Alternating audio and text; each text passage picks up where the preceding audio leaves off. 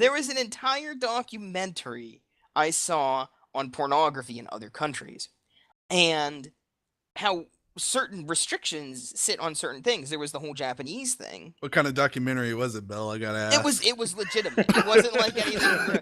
Was it on TV or what channel was it on? It was on Cinemax. It was What time of night it was? It was on HBO. It wasn't really. Yeah, was it it? was a late Was it night after 2 a.m.? Yeah, it was one of the late night things. But it was well, you can't show it. You can't show a documentary on pornography on CBS. I mean, fuck.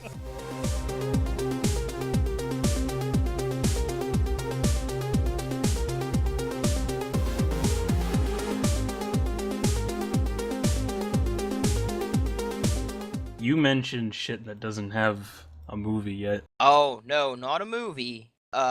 Good things that don't have games. Like good... Sorry, drinking cider while I'm talking. Franchises that don't have good games. Not necessarily that don't have a game, that just don't have good games. Because the one that's, popped up in my head right away was Gundam. Doesn't really have any good games, but playing Titanfall made me feel like if there was a Gundam game on the same level as Titanfall. That's never gonna happen. I know it's not, but God, doesn't it need to? That's never gonna happen. Like, don't get me on the rant about Japanese game developers. Right? Like, there's no chance in hell of that ever happening. Especially if it's gonna be like on PC or something like that. Not a chance. But like, when you do think about it, I know what you mean. Because what do we get for Gundam games? We get like... Wait. Okay. We have introductions. Oh. Oh yeah, that's if you wanted to start that shit right away. Well, I think that's the best thing to start. Obviously, I'm Adam. I am Griff. What are we calling you this week? This week? What do you mean this week? Well, you just called it the same thing. You called it last Alex week it was Colazo, supposed to be Alex. My name. Like... I didn't realize that it was supposed to we be Alex. Use your real name. No one knew your slave name. Oh, my slave. No, that's That's what I thought Alex was, because I've never heard you. You called thought it Alex before. was my slave? Get I the fuck didn't know, out of man. here. It sounds so like plain. And... This isn't a PG-13 podcast, by the way, is it, Griff? No, it is not. You No, can call it's me whatever not. the fuck you want. So I'm free to call Bella fuckface then. Yeah, fuckface absolutely. cracker You can call bitch. him the N-word for all I care. Ratchet fuckface cracker You're bitch. black. You can do it. Hey, Yeah, that's right. It's our word, damn it. just remember, Colazo. Just remember that not all those who wander are lost, except for the lieutenant. Lieutenant is lost as shit. Fucking lost in the sauce. I think you're lost in the sauce. You must have lost your damn mind talking about slave names. Or Oh fuck! I just read it. I was going through a thing, and it was like not all those fucking who wander. Irish, man. This is gonna end up on Tumblr. I know it. I'm not fucking Irish, you fucking asshole. God damn it. Shit. Give me some... I know that you think that they're all the same because they're on one island or whatever the fuck it was that you. Oh, really? I'm the ignorant one. They're not even on the same island. Get out of here. Do you remember this Says the guy conversation that we thought had? Says the guy that thought Shetland was Scotland. You thought Scotland was an island last time we spoke. I don't know what you're thought talking maybe I about. could That's trick you Ireland. Okay. I thought maybe I could trick you into thinking that they were all on the same island because you didn't fucking know. See, you're gonna go ahead and slander me on this podcast talking about I don't know my European geography. We have it recorded. It sits somewhere around there. I don't remember where, but Griff it's is there. recording. I'm looking at it right now. You trying the slander, the label. That's a rifle. I think you mean libel. Libel? Yeah, Labelle was a rifle. Whatever. So before we get on to the thing that I was going to talk about, before I get on to the whole thing about the games, did anyone see that Texas has more medals than Canada in the Olympics? The Not state, surprising. the state Everything's of- bigger in Texas. And I think it's funny that Texas is keeping count of this. Of course they are. They're The Texas. state of Texas is like... If any state is going to get caught up in the Olympics and actually giving a crap about the medals, it's Texas. How many of our guys are doing this? We got this in the bag. Texas needs any victory it can get at this point. So, You have to make up for the fact that they're so backwards. it Ooh. depends where you go, actually. Yeah, I mean, I guess Austin's the pretty- inner city is pretty nice. Austin's pretty fucking awesome. I don't know. It That's what depends on what Rooster you Teeth want. is. Yeah. It's not like Texas is like Hickville, Right, USA, or Texas anything. is fucking huge. Yeah. So If any place is Hickville, it's Georgia. this is where Drex is from. Or Florida. Yeah. See, case in point. Case in point, Drexel's Drexel's from. Drexel. Yep. Yeah, he's a fucking hick. And I then have there's another- Florida. I'm from Florida. That place is Hickville, especially if you go to like Gainesville or something. Yeah. I have another thing I want to talk about too, as after we get the first one done. But keep this in the back of your head because it was something that happened recently that I Did kind you of get forgot was chased a by thing. Hicks, Bell? Did Oh they chase no, you in a truck? no, Yeah. Dawn of War. Dawn of War Yeah. 3. I don't know any slurs for Scottish folk. Help me out here. Would I they don't know yell them at you either. while they were Most chasing people- you? Most people that insult Scottish people don't live long enough to come up with a slur, so it's really like not fucking. Really? But England's it- still there.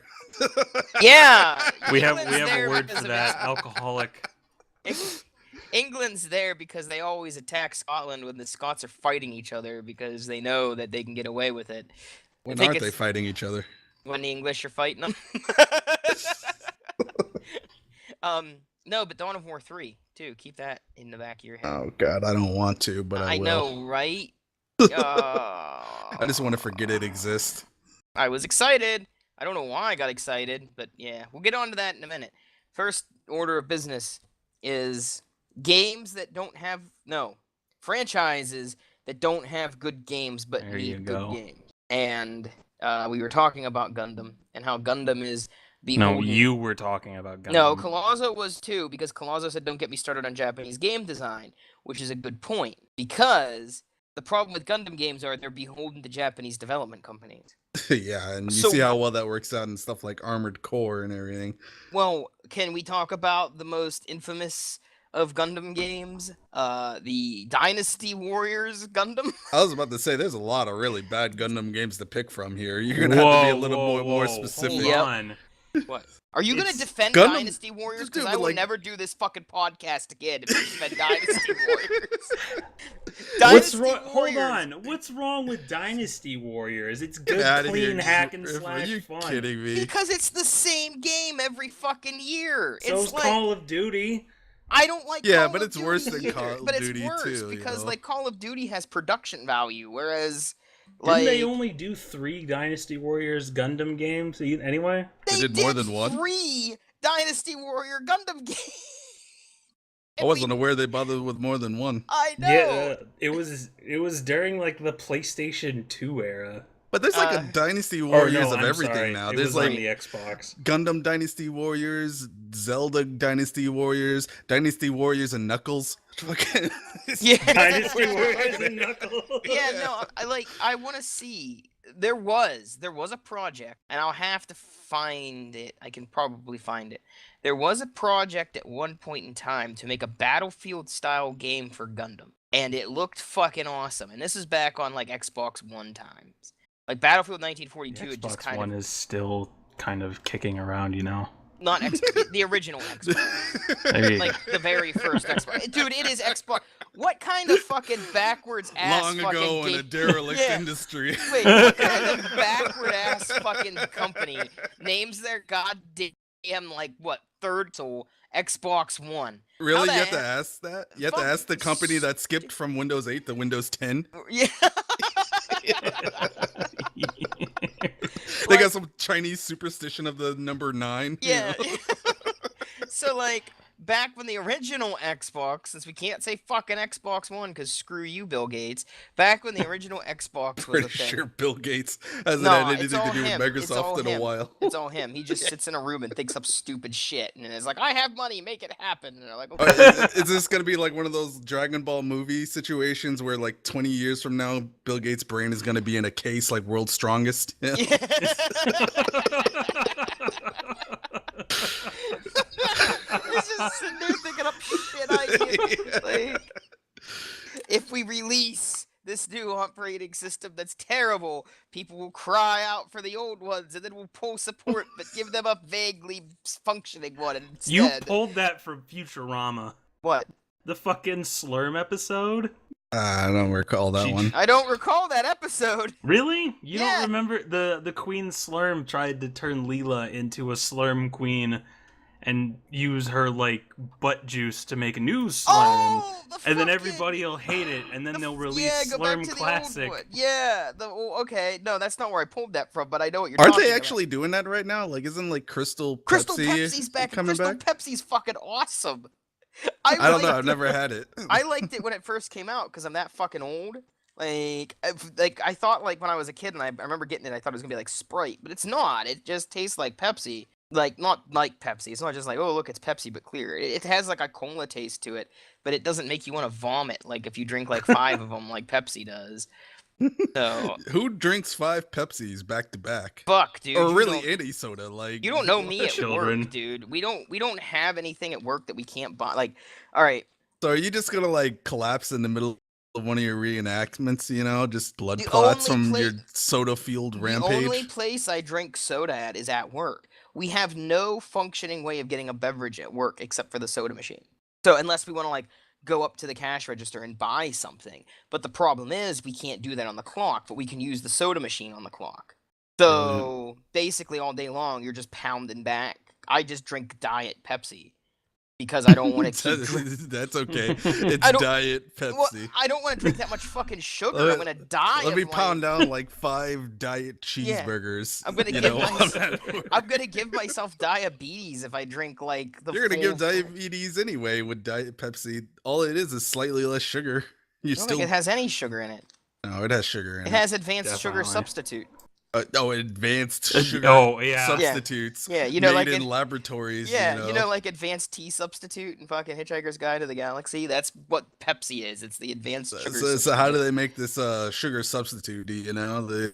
I don't know. They just, make like- it from the leaf of some kind of plant, vaguely like cocaine. You sure they don't like a cheese No, they grater gotta- and take they- it to a chicken's beak or something? I No, don't- they use that. They What? use that stevia leaf shit for all that stuff now. I don't know, man. Like I'm sure it probably ever since the whole causes corn cancer. syrup thing, you know, just don't know. I think I'll just stick to water, you know. Yeah, you don't drink cola? Well, I will, but I'm not gonna pound down like 5 of them in a day. You're crazy.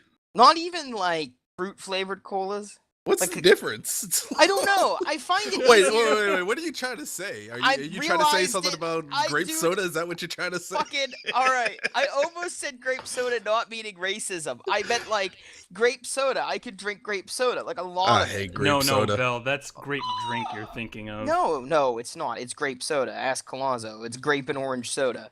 Yeah, it exists. I mean, I just hate them. Like Dude. orange soda, I can drink, but like no, the grape is- racist shit. You're No, thinking the of grape racist drink. shit is grape soda. Oh like- yeah. Yeah, it's that. the And grape it's not soda. even racist. Well, it's fucking no, true. it's orange soda too. Ever Yeah, since the whole yeah. Keenan and Kel shit. Yeah, it's orange and grape. Because like when I worked in the like, okay, so I told you about working at the Ghetto Sparkle, right? The Ghetto. Yeah. The and one then, in like- West Virginia, Yeah, no, the one in East Liverpool. East Liverpool. Yeah. Okay. And they basically made me like the unofficial ghetto translator down there because like I was like I'm not joking. So how's your Ebonics game, Bell? It's fucking what's that shit? A Sheila ain't here or something? no. No, what was it? It's like Shaniqua Shaniqua or Lakeisha something. ain't here. Lakeisha ain't here. That's what Lakeisha it ain't was. here. So we're fucking. I'm sitting there one day, and it was funny. It was one of those moments. It's like it's so stereotypical that it was funny. And Faygo, fuck ton of Faygo goes out of that store every day. We sell so much Faygo out of that store.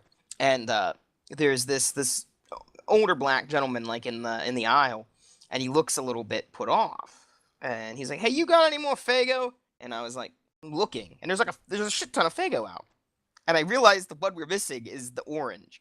And I'm like, how do you do this? Do you say like, what, you mean the orange Faygo? Because if it's not the one he's looking for, I'm gonna sound like a racist prick. And I went, you looking for the fruit flavored ones? And he went, yeah. And I went, the orange? And he's like, yeah. And I was like, hang on. And I was like, how do you approach this situation without being like, you looking for the orange soda? We ain't got none. You might as well have. I mean, it depends how attached to the job you were.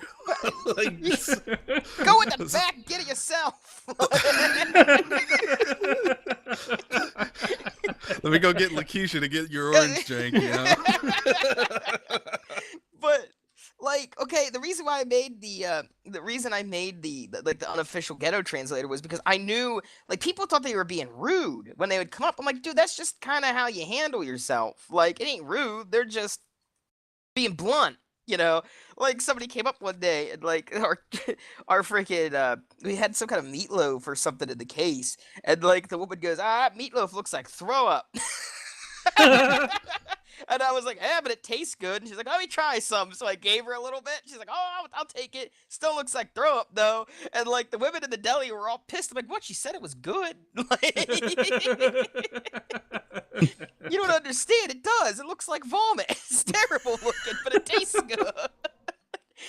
But, yeah, so, I don't know. I guess I was just kind of like, I can't believe, like, you grew up poor, like I did. We've had this conversation before. We didn't have shit for money. Like, how the fuck did you not sustain yourself on cola? Like, cola's cheaper than fucking bottled water.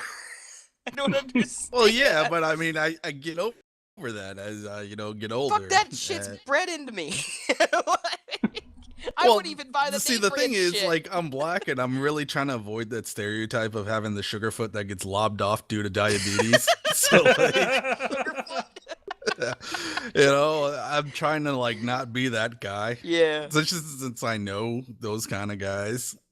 Like, you're making a conscious effort to just not play into the stereotype, whereas I'm like sitting in Hickville down in my fucking Fago. I'm like one ICP album away from just being fucking stereotypical as shit. Don't even start with that. God, no, I couldn't. Dude, my friend in high school listened to that shit all the time, and I'm like, what is this shit? This is the worst fucking music I've ever heard in my life. Are you, like, I know you're probably high right now, but are you actually high enough to listen to this shit? When Like, white people try to get their own DMX. oh, fuck. Oh, shit. I remember I had a Wu-Tang Clan album when I was a kid. My dad thought I was, like, worshiping Satan or something. Really? From a Wu-Tang album? Fuck yeah, dude. You shitting me? Like, I fucking loved that shit when I was in high school. That's, like, tame compared to a lot of rap. That's No, not well, even... Yeah, but that was kind of why, because I didn't feel like I was, like, betraying people. Like, I had to ease myself into it. Like, I didn't want to, like, betray my family entirely by being, like, culturally accepting. I had to, like, ease my way into cultural acceptance where I live. Like, you don't have any idea how, like, ratchet. I mean, you have to have some idea because I've explained it. Really? I don't have an idea about ratchet. He's from Florida. Yeah. That's true. Florida is about as ratchet as it Yeah, is. but aren't you, like, you're, like, the other side of ratchet. I'm talking, like, ratchet white. I'm the other... How many... What do you think is the black to white person ratio in Florida? I'm curious. Fuck, I don't know. Is it Miami's all, like, not white people, isn't it? I don't know. Yeah, you totally nailed it, Bell. Ain't it like Georgia? Like, I mean, half of you came in through the country down there. I just thought you fucking stayed. Like, The boats we came in on came hundreds of years ago. We didn't really have a choice in the matter. my family came hundreds of years ago into this area. We never fucking moved. Most of us got dumped on fucking islands, so I don't want to hear it. Is there like an enclave like off the coast of Florida that's like they're still sitting out there? It's a lot like District 9. They just drop cat food down there, and call it a day. So Florida's like District 9? Yeah, pretty much. Florida's complete with the people walking around in torn bras and nothing else. It's like apartheid South Africa. Yeah, dude, I've been to, like, I know this is gonna be really terrible because, like, I'm sure, like, at some point in time, maybe somebody from Florida will hear this. But, like, I've been to Florida twice. And the first time, I can't remember Florida. I was, like, way too young. And we went to Disney World. So my perception of Florida was Disney World. And the second time we went down, we went to Jacksonville. Oh, my God. My hometown, you poor thing. Oh, my God. You grew up there? Yeah. I didn't think there was anything worse than Detroit till I went to Jacksonville. And it's fucking pretty damn close. Yep, that's where I'm from, man. Jacksonville's like white Detroit. Yeah, it is. Oh my God, it's my town on a larger scale. It's like if we reproduced and made a gigantic city, it would be Jacksonville. And the only reason it's so big is because of the naval base there. Right. That's why we went down. I was like, I'm gonna go see ships, and we did, and saw a lot of other shit. Like, You know, see like a lot you of know shit that- you didn't come to see. you know that scene in Vacation when they're like, look at all the plate, kids. Roll them up. That was basically our trip through fucking Jacksonville. I tell you what, man, I seen more like like those trucks that are just like full of like people with guns that you see in like South African like videos and stuff Yeah. like that. I saw a lot more of those in Florida than I saw in Iraq, man. Like It's fucked up, dude. Like seriously, like my this is family. like Hicktown Justice, where like they hear, hey, did you hear about this guy like 5 miles away that might have been robbed by somebody breaking into his house for stuff to sell for meth? Let's all just load in the trucks with fucking old hunting rifles and just go driving around town doing nothing.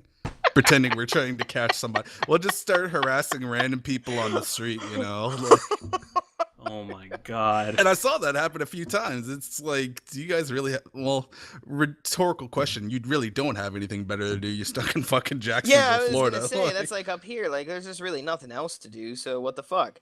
My family's from like down south. My family down south is from Columbia, and Columbia is kind of close to the same level of like shit as Jacksonville is. Like Columbia, at least the part where my family's from in Columbia, is really not good. And Columbia where? South Carolina. Okay. And Are you sure you're not like South American Columbia? yeah, No. Columbia, South Carolina. Yeah. So Great question, Griff. it's messed up down there. It's Hey, really, there could be more than one town called Columbia. I'm sure there's more than one Columbia, but it's Columbia, South Carolina.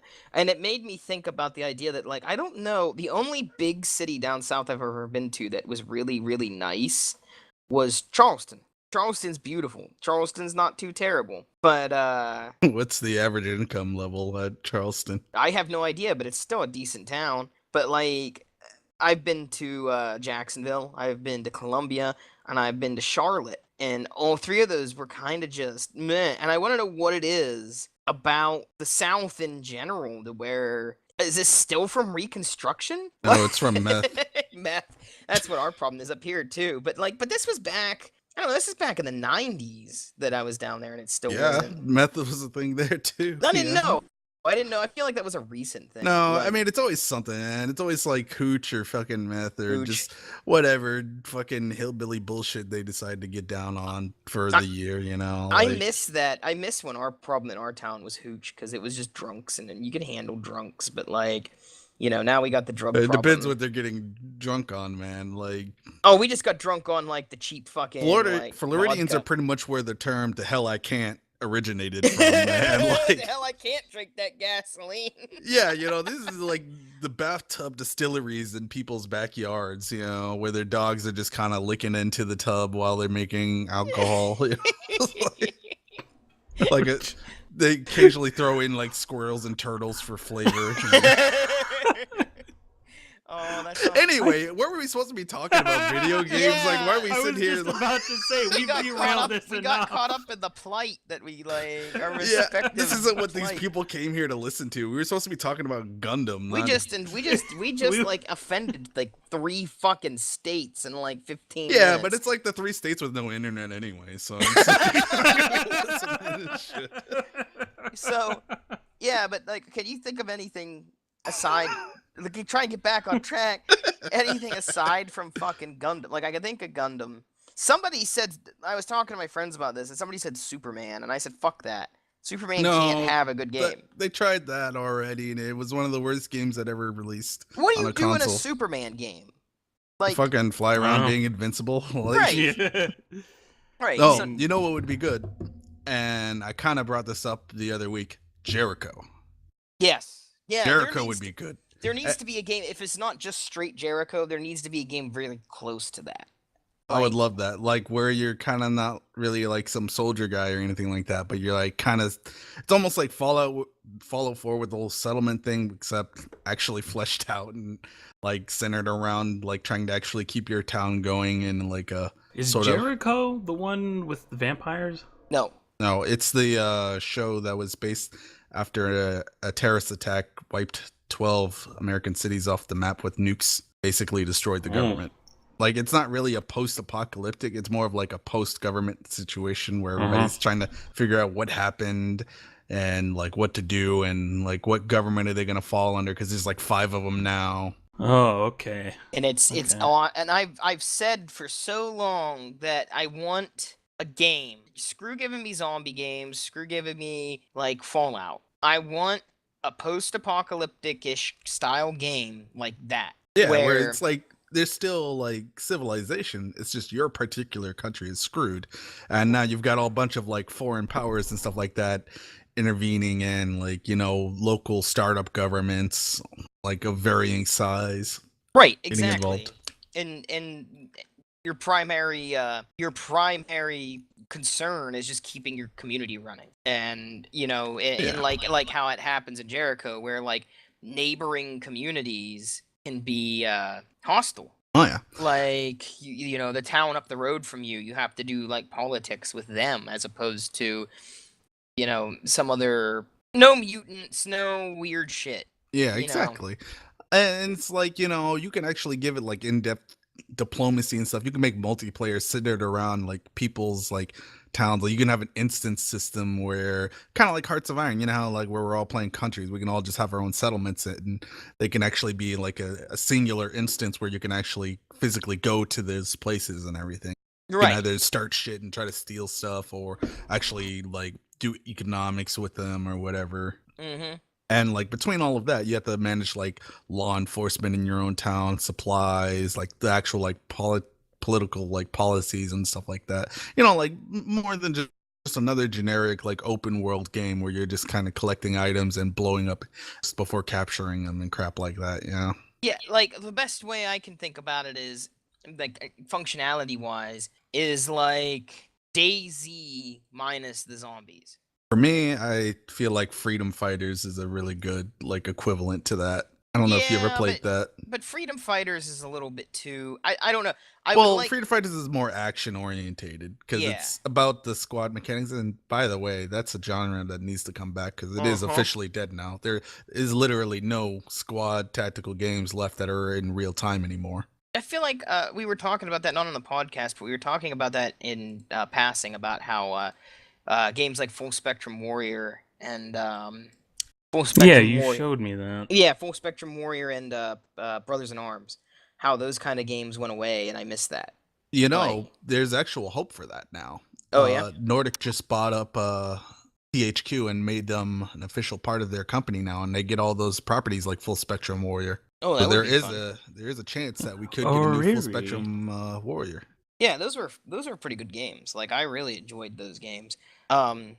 The other thing that I would like to, but I would like, I don't know, I would like to see something like DayZ with the whole idea of like you're hoarding resources, you're out scavenging resources, you're out, basically trying to make a functioning group and or society. I think there's a game coming that's like that. But I don't want any zombies or shit. Yeah, You know what I mean? the big problem with like survival games is their focus is always on individuals.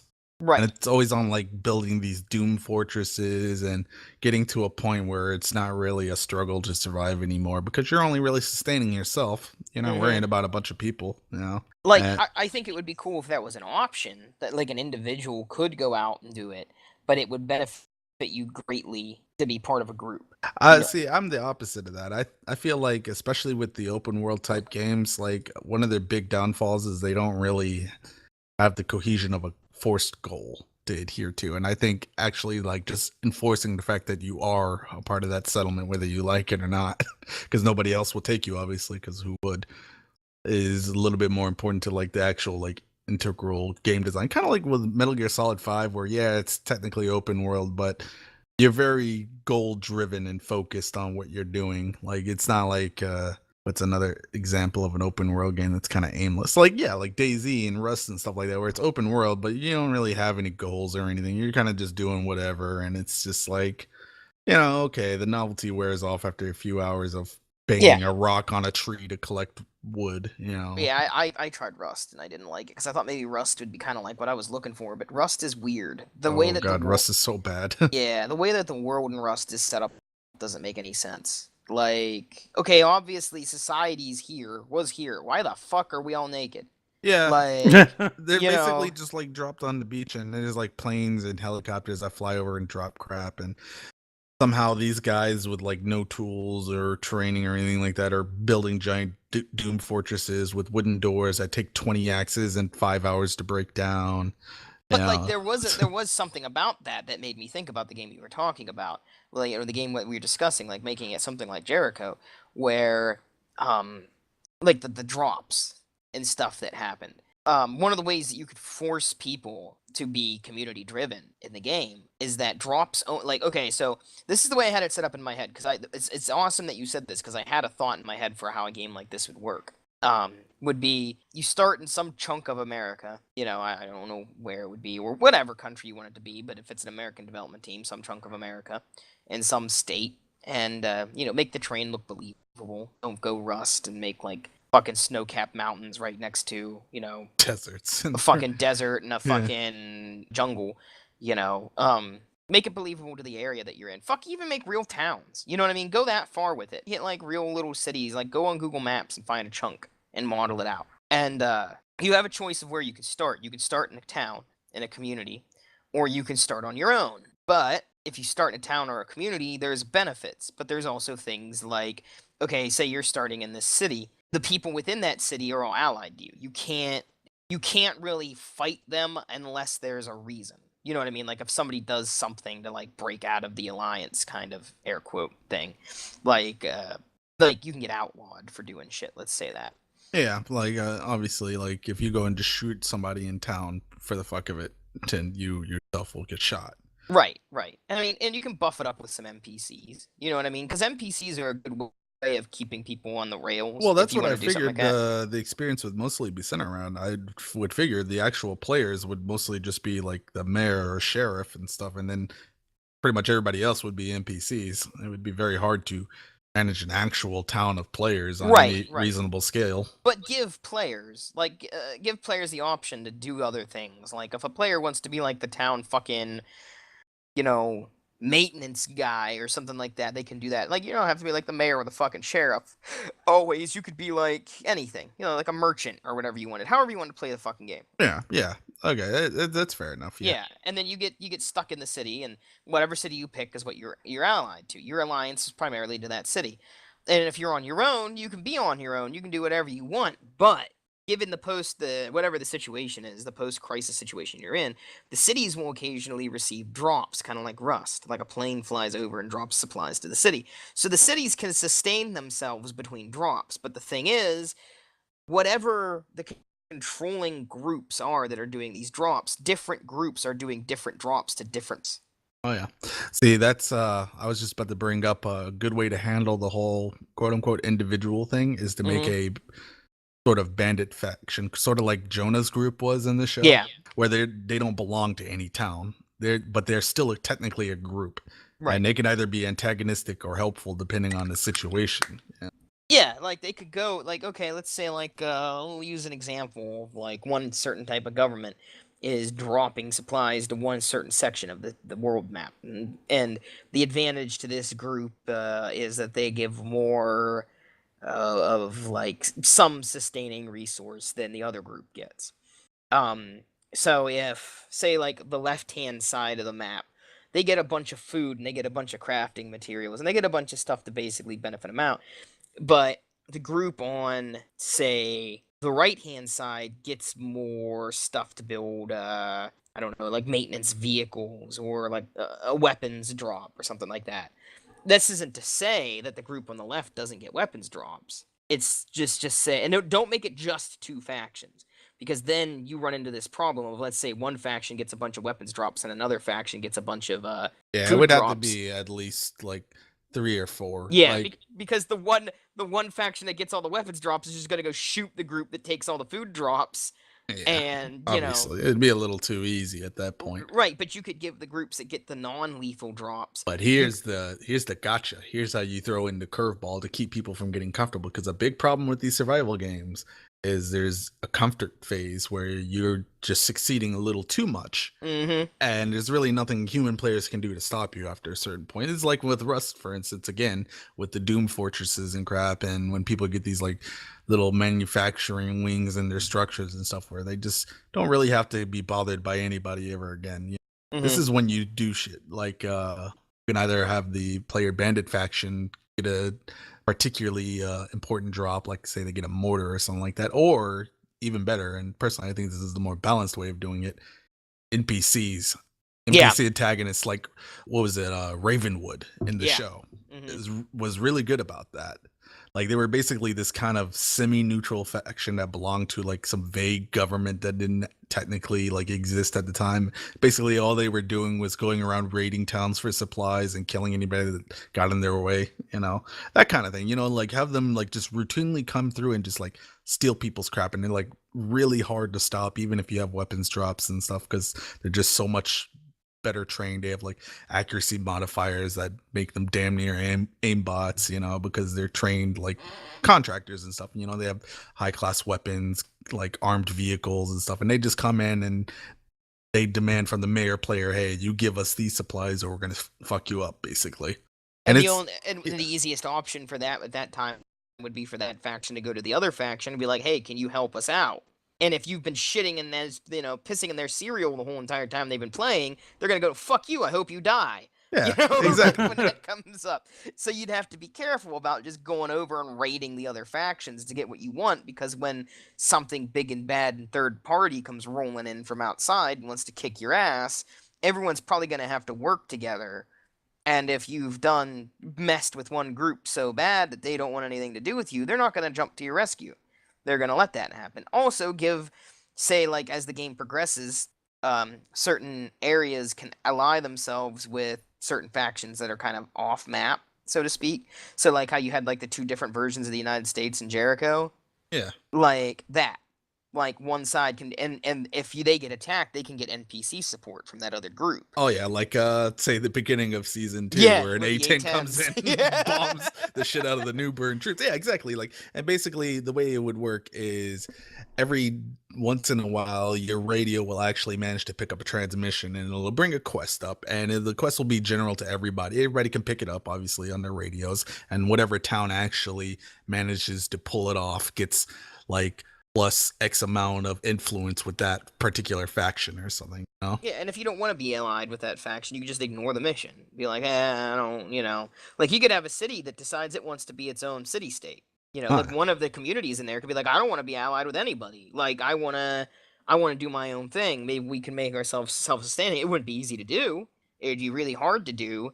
But if somebody wanted to do it, they could. They could make their own little neutral faction, but it would just be very difficult to do. It would make life pretty hard for them. Right. But you never know. Like, And you know then, what I mean? and then you could have the whole politics dynamic of doing that in the actual town itself, where obviously people are going to want you to favor like certain factions and stuff like that from the NPCs, because obviously the town people are going to want some semblance of order at some point. Civilization's got to come back, so you're gonna have people that want you to like favor certain like factions because they want to get into that government, get into the fold, and like get out of the apocalypse basically.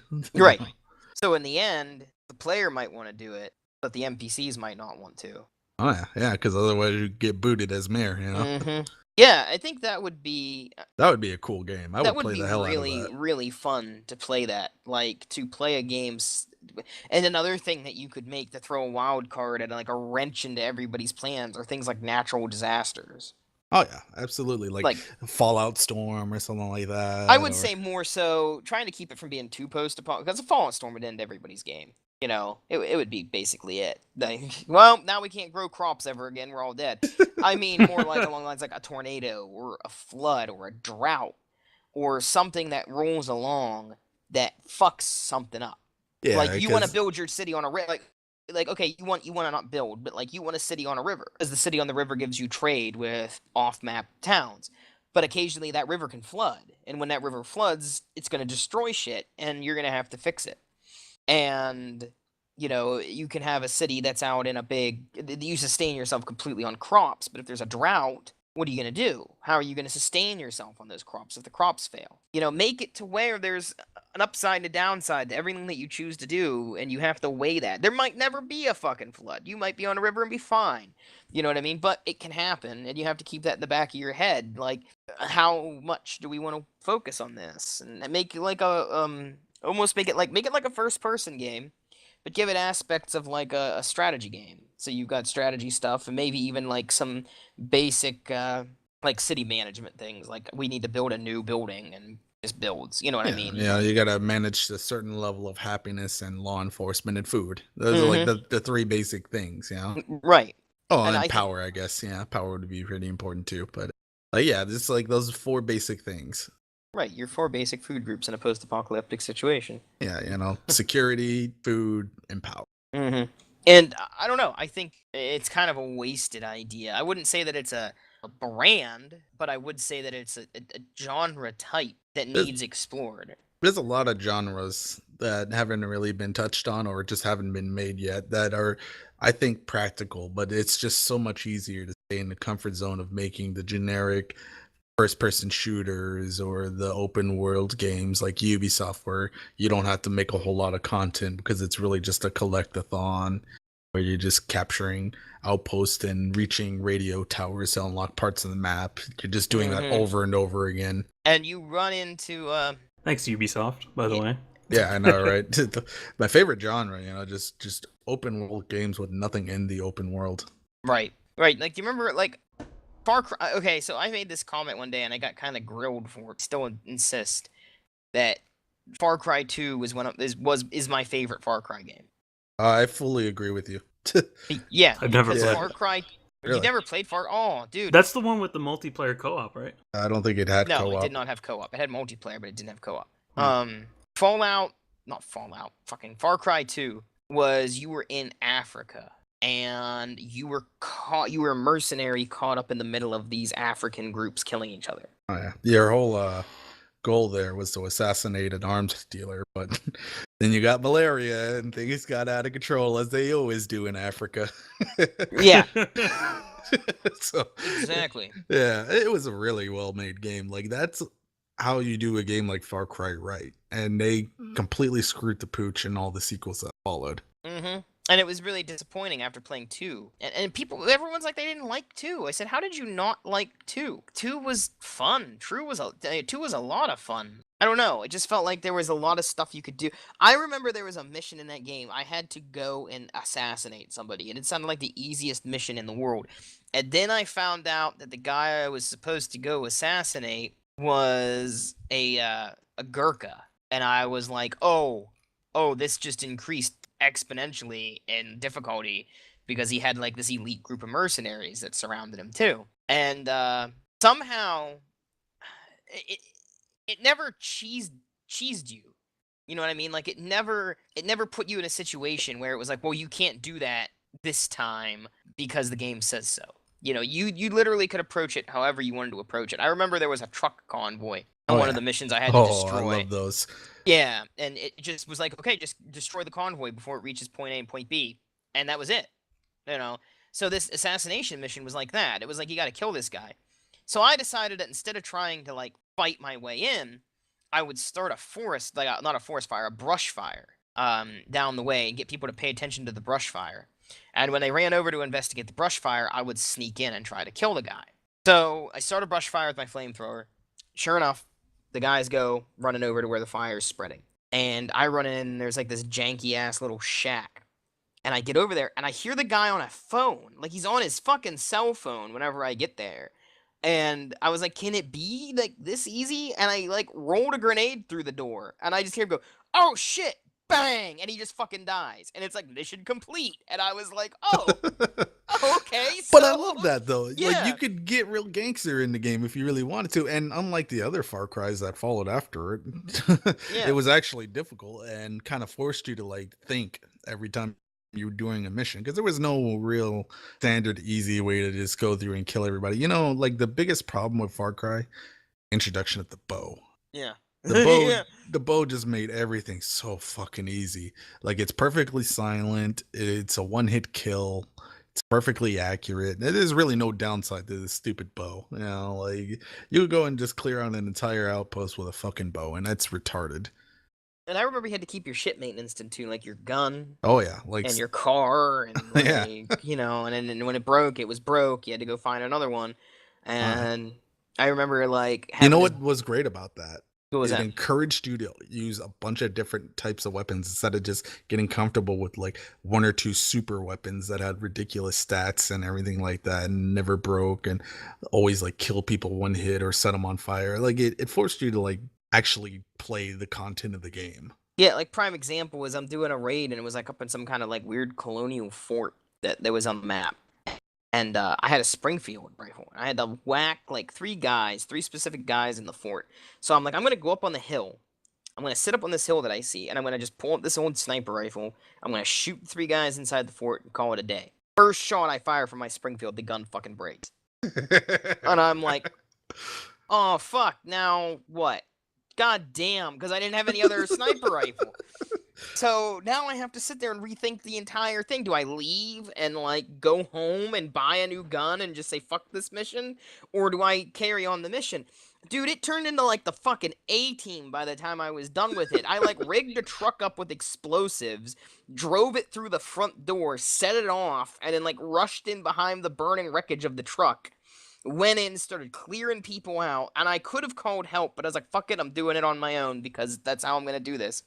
I go in, clear this out with like the suicide, not suicide truck because I didn't kill myself, but run in behind it, clear these guys out, and the dumbest gaming moment I've ever had in my fucking life, and my brother's there to watch it happen. I run up to the top of the tower, I kill the last guy.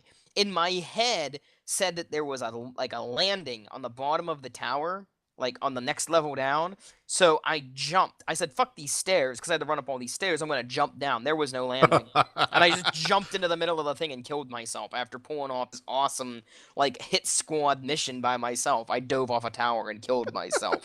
And my brother looks at me and goes, why'd you fucking do that? Just got up and walked away. I'm like, it's your turn to play. And that was the end of it. I was like, I did all of that, and I just threw myself off a building at the end of it, and that was one of those games that once you died, you had to redo the whole goddamn thing from a save point. Oh yeah, so, that game was unforgiving for that. Yep. It's such a night and day difference because the Far Cry games came after it were piss easy. Yeah, Far Cry 3 was a letdown. Like, the story in Far Cry 3 was like the thing. The only thing that made Far Cry 3 good was that crazy freaking like Puerto Rican dude. Lars. Yeah. It was the only part Have of I it. ever told you the definition of insanity? Yeah. I played that game. And I was like, can I play this game as that character? Yeah, It'd be a lot he's more like way entertaining. cooler. You know? Yeah, like this would be so much more fun if I was the crazy ass warlord. Like I want a game like that. Fuck me can be like the victim of circumstance. I want to be the game where I'm the bad guy like that. Like that's what I do. And that's kind of what you were in Far Cry 2. You weren't the good guy. You were the exact opposite of a fucking good guy. You were like a war profiteering son of a bitch running around the country taking advantage of people's plight to get money. Pretty much. Yeah, and it was entertaining because you're like, I don't have to have any morality about this. Oh yeah, the guy you play. Actually, you could pick multiple people in Far Cry 2. Yeah, like there was no established narrative for who you specifically were, but yeah, I mean, you weren't like a good guy by any stretch. I mean, you were technically an assassin hired by the UN. I was playing as was an IRA guy. Yeah, exactly. Yeah, and I was like, so you want me to be concerned about people? Dude, I'm in the fucking IRA. Like, I'm gonna car bomb all these motherfuckers by the end of this mission. Yeah. Thankfully, there really wasn't a whole lot of room to be like Disney evil anyway. I mean, the place was so fucked up that there were like no civilians anyway, anywhere to be found around the entire game space. Like the place was so completely fucked by like the local militias and so like even I remember when you start the game, actually, when you're coming on the cab ride, you see the last plane flying out of there. And and the cab driver even tells you, like, yeah, anybody with half a brain has already left. So I could already. And you're showing up. Like... Yeah, I could take a wild guess why you're here, you know? It's like that movie. What was it? Beast of No Nations or whatever. It's like that as a video game. Like, you're legitimately in the middle of a real shit situation where there's no good guys. And you could be like my brother, where you're trying to be the good guy through the game, and you could just be like me, that's like, you know what, this country's broke as it is, I don't fucking care if I break it worse. Like, I can't do any more damage to this than any of these other people are doing, so Yeah. fuck it, man. Like, Might as well. this is my sandbox right now. But it did leave you that option. To Yeah. where you could be a good guy. Like, you could play as a good guy if you wanted You to. could betray your companions too. Mm-hmm. Like if you didn't have any medical syringes, you could just abandon them and they'd sit there cursing you out as you left them. Yeah, and there were certain ones that I did that with, like the CIA dude.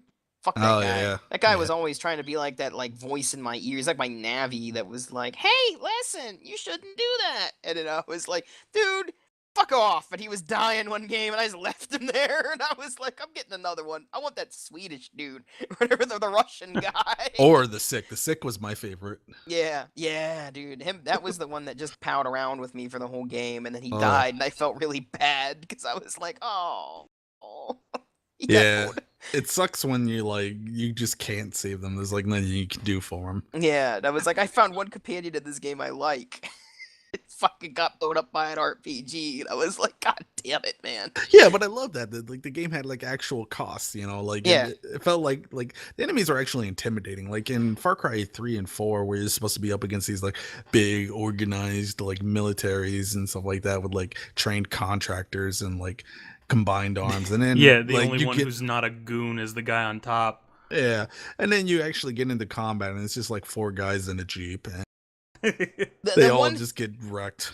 The one thing about Far Cry 3 that I did like, was the tiger. The tiger. Going into a tiger cage and unleashing the tiger in the middle of a camp was maybe one of the most entertaining things I've ever done in that game. Like, there was nothing to that aside from the fact that I wanted to do it. Like, there was a camp I'm full of fine with the wildlife stuff. But there was stuff is wildlife cool. in too, because I can remember one time I'm getting chased by a jeep full of fucking people trying to kill me, and a water buffalo ran in front of them, and they hit the water buffalo and flipped over and all died, and I was like, that water buffalo is the best companion I've had in this game, because he just took out everybody. Or getting killed by a fucking zebra. Like, that was embarrassing as shit, crawling through the high grass and a zebra comes over and kicks your ass, and you're like, oh, well, okay. What do they say in Brothers in Arms? The Scheisse, ein Scheisse, Zebra. ein Zebra. Like, I'm like, oh, look at the wildlife. Oh, that's pretty. And then it charges me, and I'm like, oh, shit. See, this always happens to white people in safaris, It's like that guy. It's like that guy that got eaten by the lion because he actually got out of the car to take pictures. Dude, in Far Cry 3, I died to fucking cassowaries more than I died to any other goddamn thing in that Those game. birds are dicks. Jesus Christ, it was like fucking Jurassic Park walking around. And you'd hear like, "Wah!" And you're like, oh, no. And like, here you are with like an RPG and like 5 machine guns, and you're running from a fucking bird across the street. And then you run into the bad guys, and they're all looking at you, and then the bird goes over and starts mauling them, and you're like, it's a better you than me, man. I'm out of here. See you later. Or those Komodo dragons or whatever the hell they were that came out of nowhere. Like, I can remember Nate playing that one time, and he was kiting like 5 different kinds of hostile wildlife behind him, and he ran them into a camp. And they all just ran around and started killing the NPCs. Oh, that's brilliant. He didn't mean to do it; it just happened. Like, so yeah, I don't know. Like, I think it's obviously the original like source of like the topic of discussions changed. But it is a good idea. Instead of making it like what kind of brand needs a good game, just what do we need in good game? Like, what kind of genres are like open world genre is a great idea, but they don't execute. A lot of times They they don't do fill it anything with with it. empty space. Yeah, they don't do anything with it. It's just open just for the sake of being open. Well, that's like I'm hoping, but it's an Ubisoft game, so I can't hope hard. That the new Ghost Recon is kind of fun, and the idea that it's open world. Because I've said like an open world game similar to what do you call it? GTA, but that's set in a war zone. Would be fun. That would be good. Well, there is one actually, kind of. Mercenaries? That Russian game that's coming out. Oh, Escape from Tarkov. Tarkov. Mm-hmm. But also thinking of a game that is like like GTA. Let's say it's like GTA, where you're in a city, but the city itself is like a Tel Aviv kind of deal or something. You know what I mean? Like maybe don't make it Tel Aviv because of the political shitstorm that game will kick No, up. do it. Do it. It's like guaranteed sales.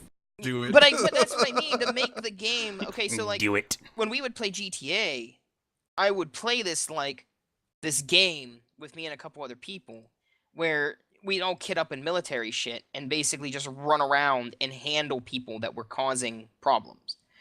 So like, you know what I mean? Like if people Protecting and serving the shit out of people. yeah, so if somebody was like driving around shooting RPGs and NPCs, we'd all mount up in a fucking like basically a Humvee, you know, like a military, and roll up with the 50 cal and just start annihilating these people that were causing these problems and like patrol around the city and like deal with problems. And I'm like, wouldn't that be cool if this was a game where instead of it being like you have a life, like you have a house and you live in the city, but it's kind of like like an Israeli Defense Force deal where like you've got your day job and then at night you got to go and patrol the city and handle terrorist activity and do shit like that. Instead of you being some like super soldier, you're just, you know, part of the defense force of this town.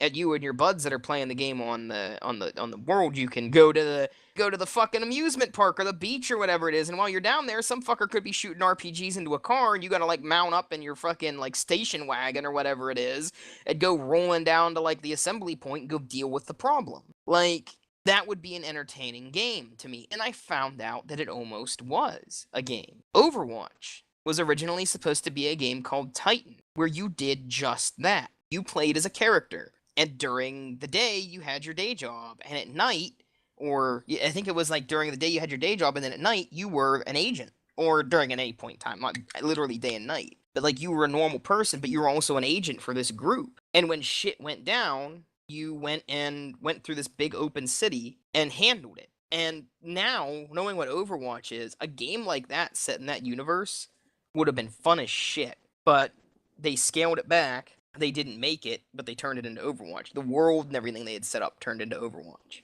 And That was the MMO they were working on? that was the MMO they were working on, yeah. Huh. So you played as a character. I don't know if it was one of the characters from Overwatch, but something similar to that. And you just chilled. And then when something, you know, you had your thing, they said you could do crafting, you could do whatever you wanted to do. You were somebody that was part of a defunct agency and you were trying to live a normal life, but when shit happened, you got your shit back out of the closet, basically, and went and dealt with the problem. And that sounded really cool to me. It, like, kind of like The Incredibles, but with guns. You know what I mean? Like, you were part of this group that didn't exist anymore, but you still handled the situations when they came up. And I'm really sad that didn't come out now. Like, as much as I like Overwatch, I kind of wish Titan would have come out, because, boy, that would have been fun. Like, but I guess that's why there's so many heroes for Overwatch, because they were going to be playable characters in this other game. I don't know. I think I almost feel like it would work better that way. Like, as much as like, Yeah, but that's not an esport. no, exactly. And Overwatch isn't an esport either, regardless of how hard they try to make it one. No, it's just, really not. it's got too many different characters. Well, I don't think that's necessarily a problem. I think the problem with it being an esport is that it's just not really a competitive game. Well, it's got all these different characters, but some of them are easy.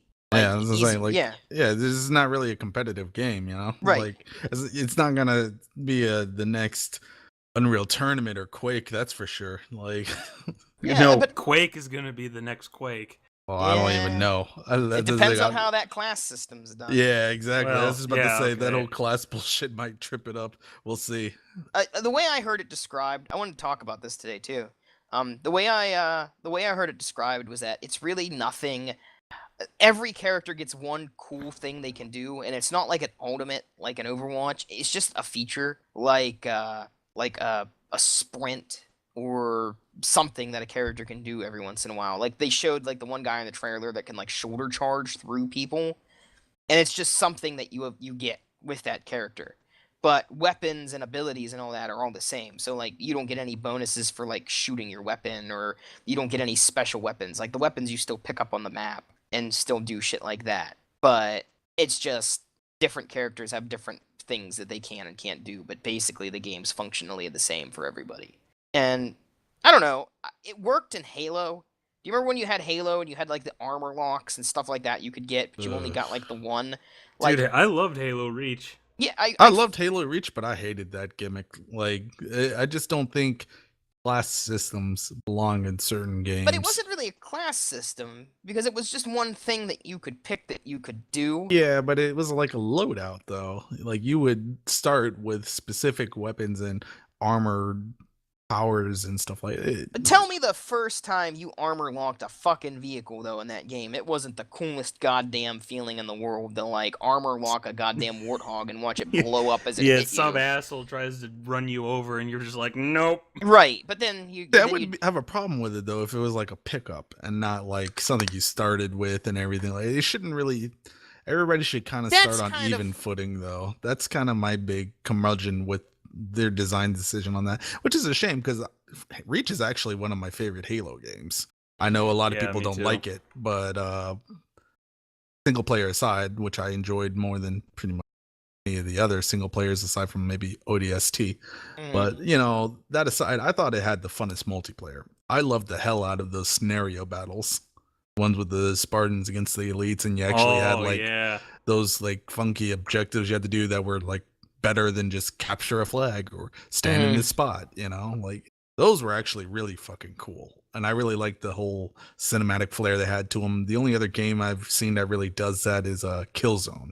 Killzone Right. also did that in multiplayer, where if you accomplish an objective, you got like the quick little cutscene, and then it would move on to the next phase of the level where you would still keep on doing objectives, and it felt like you were actually fighting over stuff that made sense. Yeah, a game that I'm curious to see if anyone's tried is that Ghost in the Shell game that came out last month. Yes. Yeah, I did try it when it was maybe 2-3 months ago, when it was in a sort of closed beta. Is it any? It looked like that black light, Eh. It's You know. yeah, it's kind of like a black light, but a little It's weaker. acceptable. It's functional. I wouldn't say it's especially good, but I mean it's decent. It's It's too not bad. crippled. Yeah, it's too crippled by trying to like make you play as the canon characters. In my opinion, I think it's too hung up on sticking to the Yeah. established characters and stuff like that. Like, You pick between the canon characters, and everybody on the other team looks like terrorists.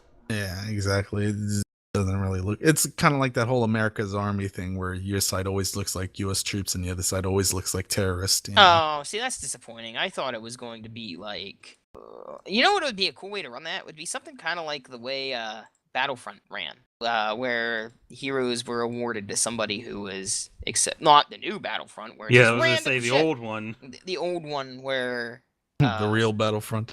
yeah, The where real you were awarded the play as a hero because you did something awesome. Yeah. Like that would have been kind of fun.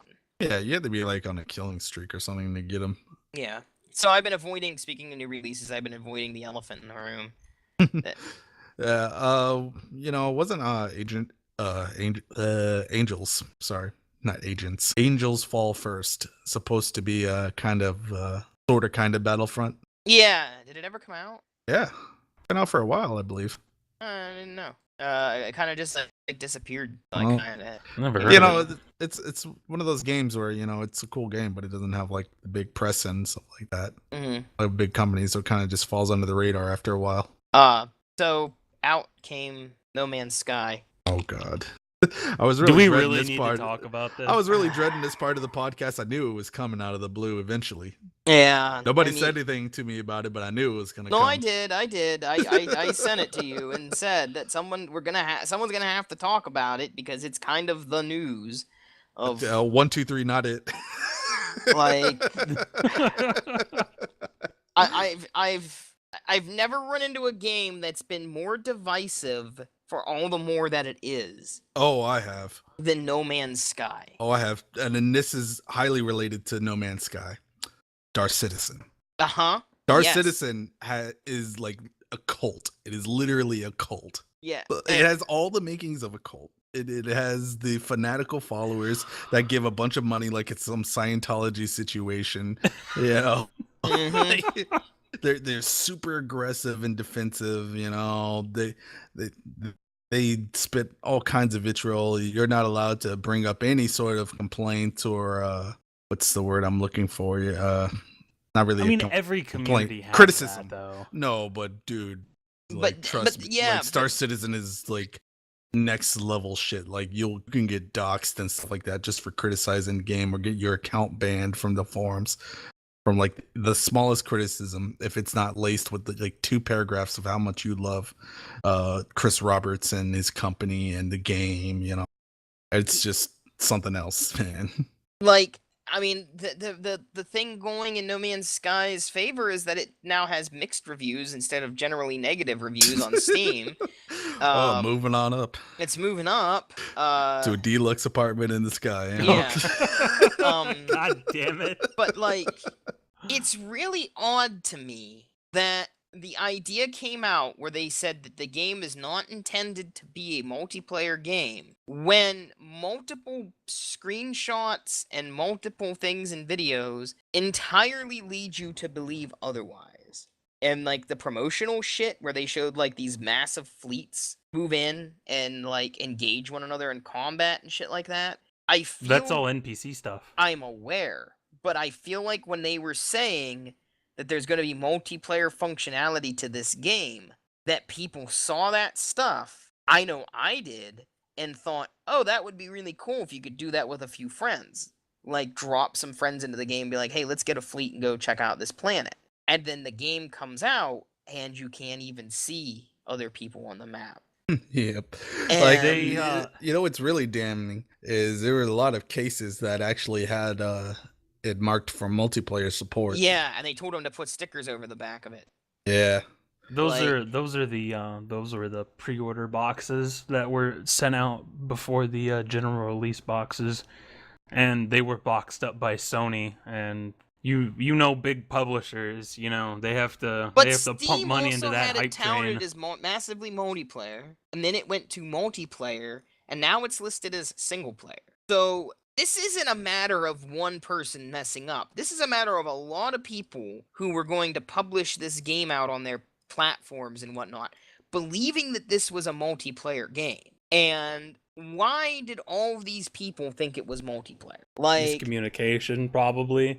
The idea of playing with other people in some form or another kind of makes you think, oh well, this is a multiplayer game. But I mean, just look at something like Dark Souls. Yeah, but now it's not even multiplayer.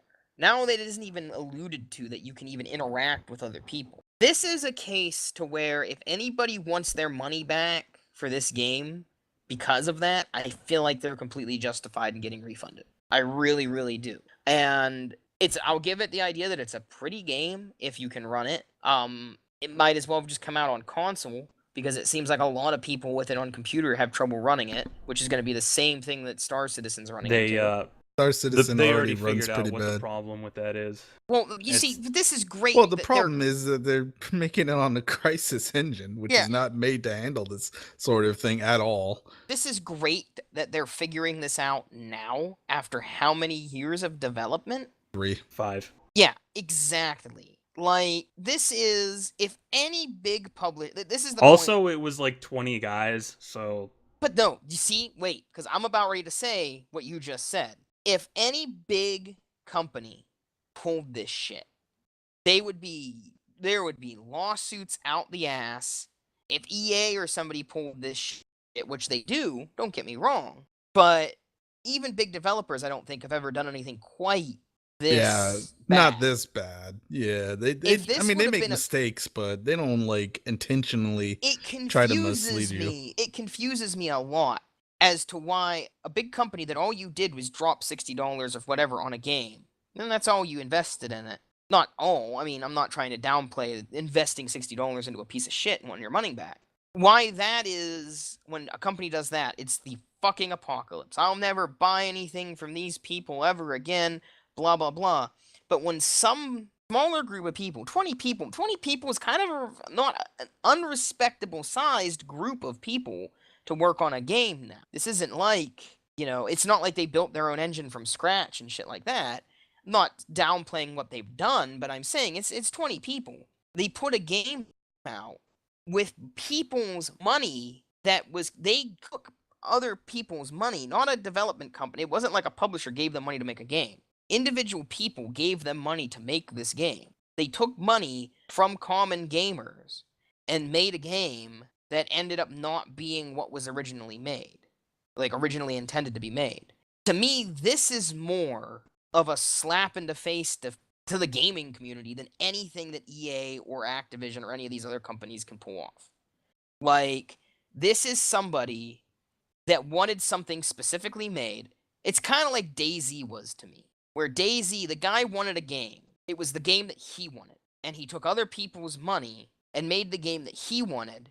And then when the community said, hey, can we get this, this, or this, he would say no. Like people that wanted PvE functionality. Can you add the PvE mode into the game? And he was like, no, if you don't like it, try harder. Yeah, I mean that's technically what you should do, though. I mean, it's if you're upfront and honest about what your game design is, and people still give you money and everything like that. I mean, that's their fault if they wanted something different. Then they just modded it in anyway. I don't like that idea of like you're kind of beholden to people when you're taking their money. Like if a community if you're taking money from people, technically they're not really taking money. People are giving them money. Okay, so technically a publisher gives a game company money to make a game. And if the publisher's not happy with the direction the game's going, they change it. Yeah, they're contractually obligated. But the problem with games on Kickstarter is they're not contractually obligated to those people. Well, yeah, they can take their money and make a pet project, No Man's Sky, and basically say, if you don't like this game, you're shit out of luck. Thanks for the cash. Yeah, I mean, that's basically what it does come down to. That's why ever since Star Citizen, I don't back shit on Kickstarter anymore. Because Star Citizen actually did the opposite of that. They listened to the community a little too much. And got stuck in development hell because yeah, with feature creep out the ass. Like, this game could have probably been done, at least close to done this year. You know, realistically. Like, the Kickstarter started in 2012. That's a long time from now. You know, like... They could have gotten a lot done, but you know the feature creep really killed this project. And worse than the feature creep, I'm sorry, I don't mean to interrupt you. Worse than the feature creep is them just changing the fundamental design of the game because of internet polls. Basically, they basically changed key factors of the game, like with the stupid little Care Bear PvE slider thing that they decided to inject into the game. You know, which completely.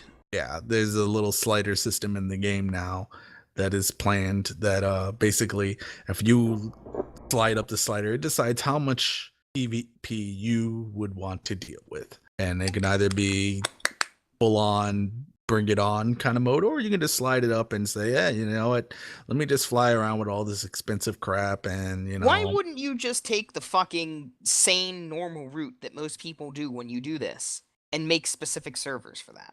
Like, you know what I mean? That makes too much sense, though. Right. You know, that was the thing about DayZ that killed me, was when he said, I'm not adding that in the game. It's like, dude, how hard would it be to make a specific server for people that just want to play cooperative? Like, every fucking game since the history of goddamn multiplayer games have had cooperative mode in them somewhere. Fuck, even Battlefield 1942 had a cooperative mode against bots in it, and it ran on certain servers. Why is that hard to do? Why can't you just do that? You know what I mean? Why do you need to make it some in-depth slider bullshit? Well, at least it's not like Elite Dangerous. Elite Dangerous is one of the worst offenders with this crap. Is they have the whole solo mode where you can fly around and you can do all your trade routes and stuff like that. And anytime you have to transport something risky and expensive or something like that, you can do it in solo mode. And then all of your cash and everything transfers over to multiplayer. The biggest bullshit, because it completely shuts down PvP piracy or anything like that. I mean, there's like literally like entire chunks of game features rendered completely useless by solo mode. Right. And what I was gonna say about like what you were talking about Star Citizen and about, you know, the way that they were doing shit, the way that they were running the idea of like input from the community, is the thing that gets me about it is, has no one ever heard of just making a thing, finishing it, and then going, we can add features as we go along? Oh, that makes too much sense. Perfect example of a small development company that did an incredibly good job at making a game that had 2-3 people is Verdun. Really? It was that small? Yeah, Verdun's a tiny... When it started, I don't know what it is now, it was a tiny fucking operation. Oh, and, you know, another great example of that is Broforce. Mm-hmm. Broforce. But Yeah. Broforce Dude, I isn't fucking love that game. like the thing about Broforce and like Scourge of War is made by a guy. One dude makes that fucking game. Really? Yes. That's a So, lot of work. but like when you stop and you think about it in a way, like those games are Verdun skirts the good edge of being a AAA title with the way it looks, the way it sounds, the way it plays. Like EA could have put that game out and you wouldn't have thought anything of it. It probably would have been worse if EA put it out. You know what I Probably. mean? Like it runs like a AAA, looks like a AAA, plays like a AAA title, but it's a couple guys. And what they did was they released a game and then add features to it as they go along, and they don't make you pay for them because they said they wanted to get content out to people to play, and then take suggestions from the community of what do we need in this game, and then add those suggestions in as the game's out. They said because all that can do, the worst thing that can do for you is basically increase the replayability of the game because now there's new features being added in. So what Star Citizen's doing is they're literally trying to make the perfect game from launch, and they're taking forever to do it. And then what? What do you add? You know, like what happens next? If they would just go the route of saying, this is the game as it is now, we're going to add these features as we go on, it gives people a reason to keep playing the game. I'm not saying fixing the game. I'm not saying doing what fucking No Man's Sky is doing, which is we've had 5 years to develop this, and all we've been doing is apparently pissing our pants. Damn, that crap because was made in 5 years? Sure doesn't look like it. no, some of the shit on No Man's Sky looks good. I'm not gonna shit on No Man's Sky, I will. but like, I'm not gonna shit on how it looks. I'm gonna shit on everything else about it. Well, I mean, I'm not talking about graphically. I'm talking about more like content-wise and everything. Oh like, yeah, like no, really, I that's can't 5 really years. wrap my head around. Like, okay, a good example of everyone's like, this game has done something that no other game's done. I'm like, yeah, except for Space Engineers, and it fucking works. Yeah. And it has multiplayer. You know what I mean? Like, it's not as fleshed out as Space Engineers. I mean, well, no. Space Engineer. The thing that Space Engineers doesn't have fleshed out for it is the planets. The planets don't look near as good, and there's not this like abundance of wildlife and shit like this game has. But like, Space Engineers, what can you do? Go to planets. What can you do? Collect resources. What can you do? Build a ship. Build a space station. Build a hyperdrive and go see these other planets and go on these other planets and functionally, it's basically the same goddamn game as No Man's Sky. But people would always go, but you know, No Man's Sky is going to be massively multiplayer. Oh, whoops. So now it doesn't even have multiplayer. Dot said that the other night, and I shat myself, because apparently Dot was hiding under a rock for the No Man's Sky thing.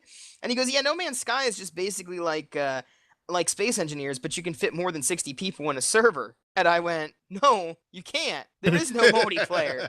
I mean, like, what? I thought it was massive. I said, everybody kind of did. You're not the only person that was really fucking surprised by this. Now, imagine Like, if you accidentally bought the game for $60 expecting that and then found no multiplayer. oh my, that's exactly it. And that's what's happening. And everyone's like jumping on these people like, well, they just didn't listen to every press announcement ever put out by this. How dare these people not scour the forums daily? To find this shit out. If you're like me, like, you see a game, okay, like if I had looked at this game and it was something that vaguely interested me, which it wasn't. It wasn't a game that interested me when it came out. It wasn't like Star Citizen's not a game that was really interesting to me when it came out either. Like just that whole, like the only space combat, honest to God, I'm really interested in is a good Star Wars game. I want like another TIE Fighter, another X-Wing. If it's not one of those things, I'm really not interested enough in it to. You'd like Elite Dangerous, honestly. Like the only problem with it needs more content. Yeah, but you see, the problem is I wouldn't like it if it doesn't have X-wings and TIE fighters in it. I'm oh not my interested. god, I'm dead serious. That's me.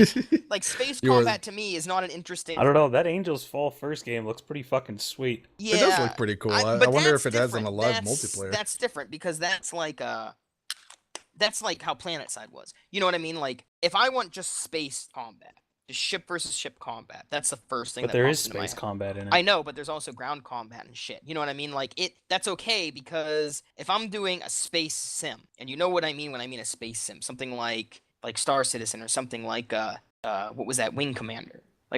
Like a simulator, air quote, because you can't really simulate space combat because it's never actually fucking happened. Yeah, but I was about like- to say. But you know what I mean? Like a sim level. Well, actually, no, intensity. it did happen. Didn't you ever see Moonraker? Oh yeah, that's right. I forgot about that. Whenever that British dude went up in space and fucking Yeah. shot people with lasers.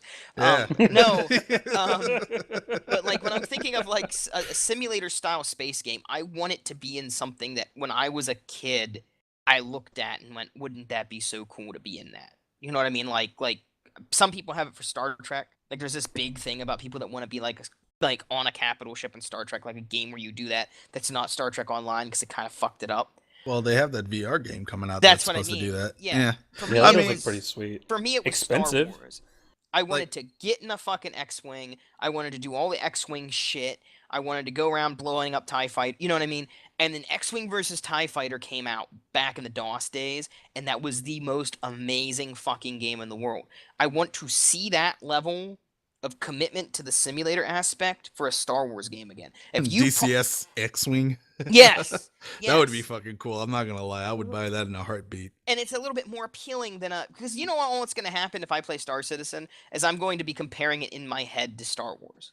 Like, you know what I mean? Like, as I'm playing it, I'm going to be like, this ship's kind of like like, first thing I think of when I see No Man's Sky is the ship looks like an X-Wing. Or like a Z95. And I'm like, oh, wouldn't that be cool if that was actually a Star Wars game? No, because it would still be fucking broke. But I would, you know.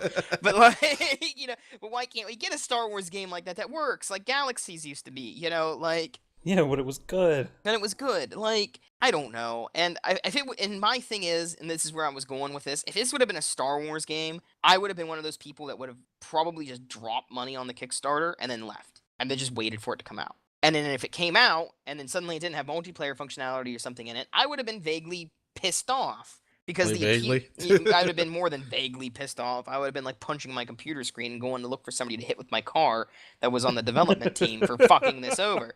Because if I would have seen this and it was Star Wars and like you can go to all these planets and you can be in a faction and you can interact with NPCs, but you can do it all with your friends and it's like MMO style, I'd have been like, fuck yes, here's my money, take it, leave me alone, and I would have come back, downloaded the game I spent money on. And 5 months later, Bell's lost his job. You know? But no, he's surrounded by piss bottles. No, I would have come back. I would have sat down. I would have installed it. If it was like No Man's Sky, I would have fucking installed it. And then the first thing I would have done is been like, hey, how do I access multiplayer? And somebody would go, there isn't any. And I would just throw my computer into the wall and be like, someone's going to have to die for this now. So, like, that's basically the level of... Bring me his head! Yeah, so when I look at it, I don't look at it as somebody that really wanted No Man's Sky to be something, because I didn't have any interest in it. I look at it as somebody from, like, outside this box, looking in and going, holy shit, how has somebody not lynched this guy yet? Like... everything about it, and then like I'll talk to Griff, and Griff goes, well, if you would have heard the interview he gave with so and so about something, they would have, he said, and I'm like, what common fucking person was sitting there waiting for the developer to give an interview? Like, you know what I mean? Like, normal people that drop money on this probably never even knew that don't even know what the fucking developer's name is. They just saw a game and are like, oh, this is cool, I'll throw money at it. Like, you shouldn't have to watch his interview with so-and-so or read his whatever interview he gave with so-and-so to know how the game's gonna be. It should be pretty fucking explicitly clear that this is what's happening. You're not wrong. Yeah. I will say that Sony pretty much was the one that overhyped the shit out of this game. But at the same exact time, there is no good reason why everybody didn't know what was happening with this game. Aside from the fact that I think that this bullshit of it was never intended to be like this is exactly that, bullshit. I think they got money and they basically pissed it. And I feel like if somebody would investigate where the money that they was given in this Kickstarter went, I feel like you would find that a lot of it didn't go. I feel like you're a little too cynical. Where'd it go?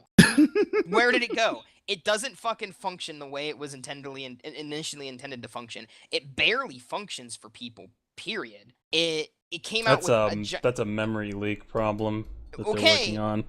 5 motherfucking years. Can we get that back through? Between 20 guys, I mean, I don't understand how you could have like every possible PC configuration figured out. Is a pretty big goddamn problem.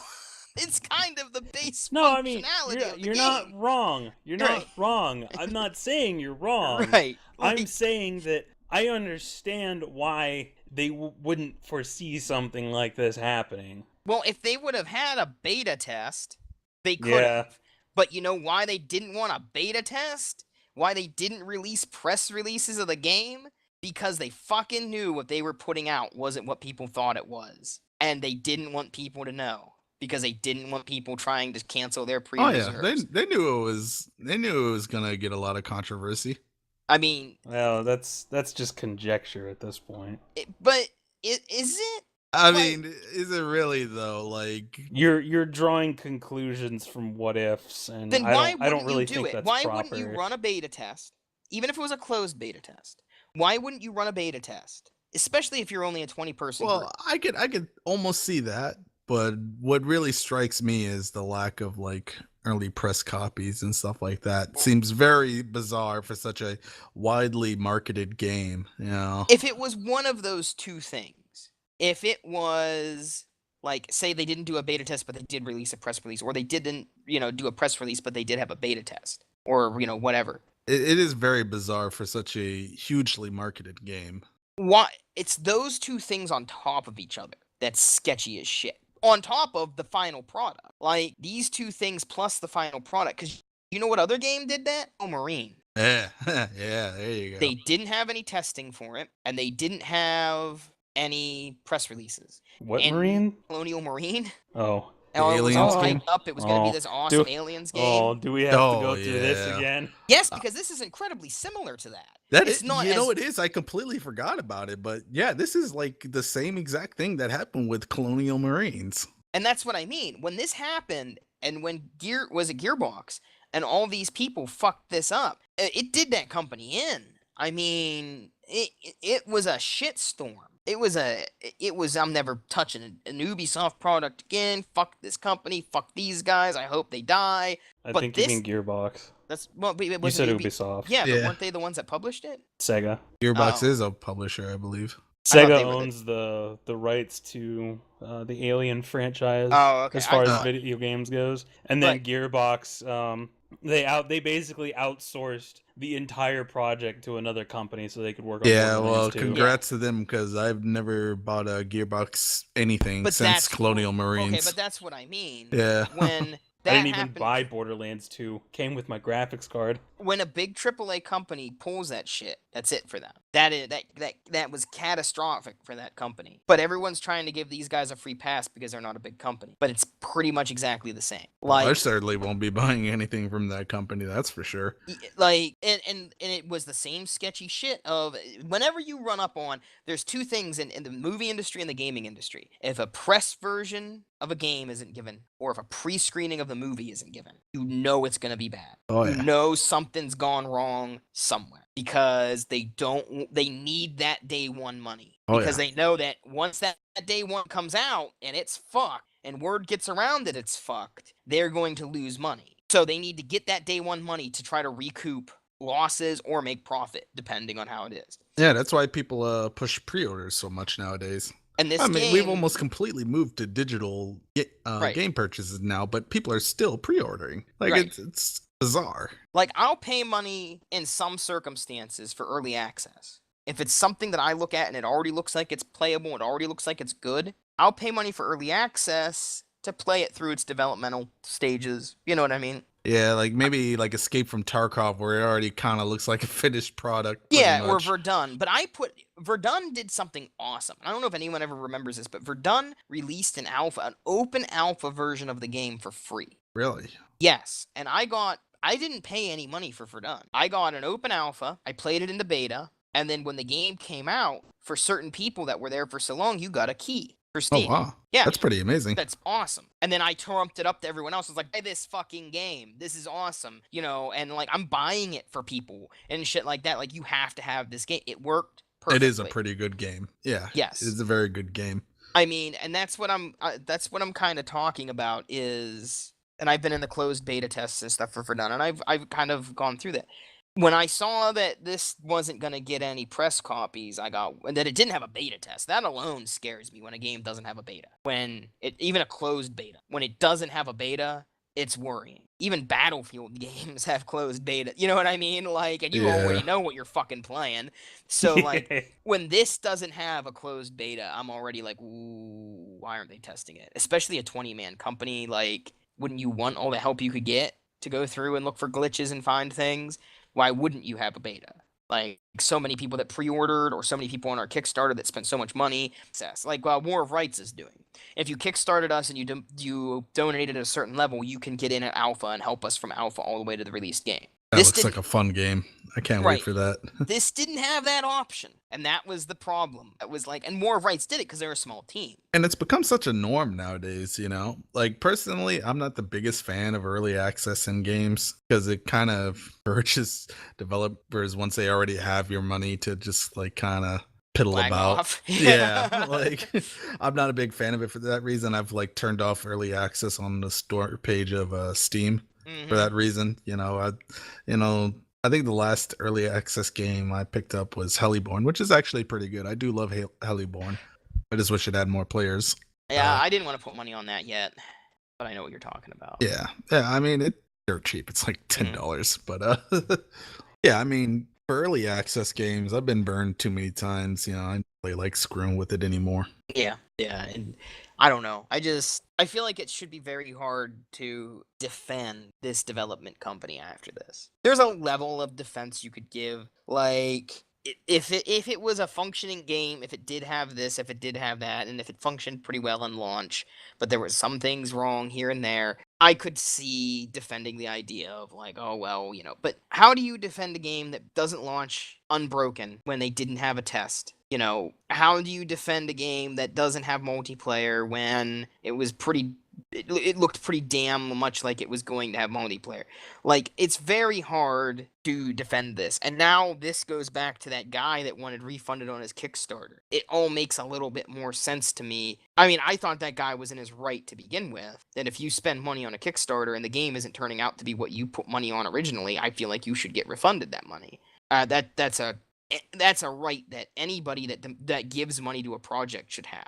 That's, like I said, my concern with games like that are crowdsourced. My concern is that it's too easy to rip people off. You could take everybody's money and then just make the game you want to make. And if it's not the game that they thought they were giving money to, until this happened, you heard about that, right? The guy that sued, they sued to get his money back that he kickstarted into the game, and it was a substantial amount of money too. It wasn't like chump change. Well, yeah, I think if you bothered to sue somebody, you had to have at least spent a few $1,000s on it or something. And he wanted it back because he said that the game wasn't ending up to be what he thought he was putting money on. What and game? No Man's Sky. You sure? Pretty sure. That sounds like, I think that happened with Star Citizen. Well, yeah, Was it? It happened a few times. I think. Like, I'm trying to get a refund right now. Maybe actually. It was Star Citizen. I was thinking it was No Man's Sky, but maybe it was No. Star Citizen. Yeah, I'm pretty sure it was Star Citizen. Okay. You're probably thinking of like Derek Smart, who. Yeah. Okay. I thought that was No Man's Sky. No, you're right. It was Star Citizen. But Yeah. But that's my point. Is like it still falls into my point, which is they need to be able to do that. You need to be able to get your money back under certain circumstances. I'm not saying that you can just yank your money because you're like, oh wow, I really regret doing that because I didn't have the money. But there does need to be a case for I'm putting money on this game and I'm not seeing anything, and it's just taking too damn long. I want my money back. Because publishers can do that. Producers and movies can do that. So if you're going to go down the road of I don't want to deal with publishers and I don't want to deal with producers and I don't want to deal with this, but I'll deal with the common person, don't rip them off. Don't use that as your out, like, well, I mean, technically you gave me the money, so yeah, pull that shit with somebody that's like a producer on a movie. Well, I know you gave me, $50,000, $100,000, $1 million to make this game or this movie, but I'm not really caring if you're happy or not. I have your money. They'll go, bullshit, give me my fucking money back, and yank the cord out from underneath you.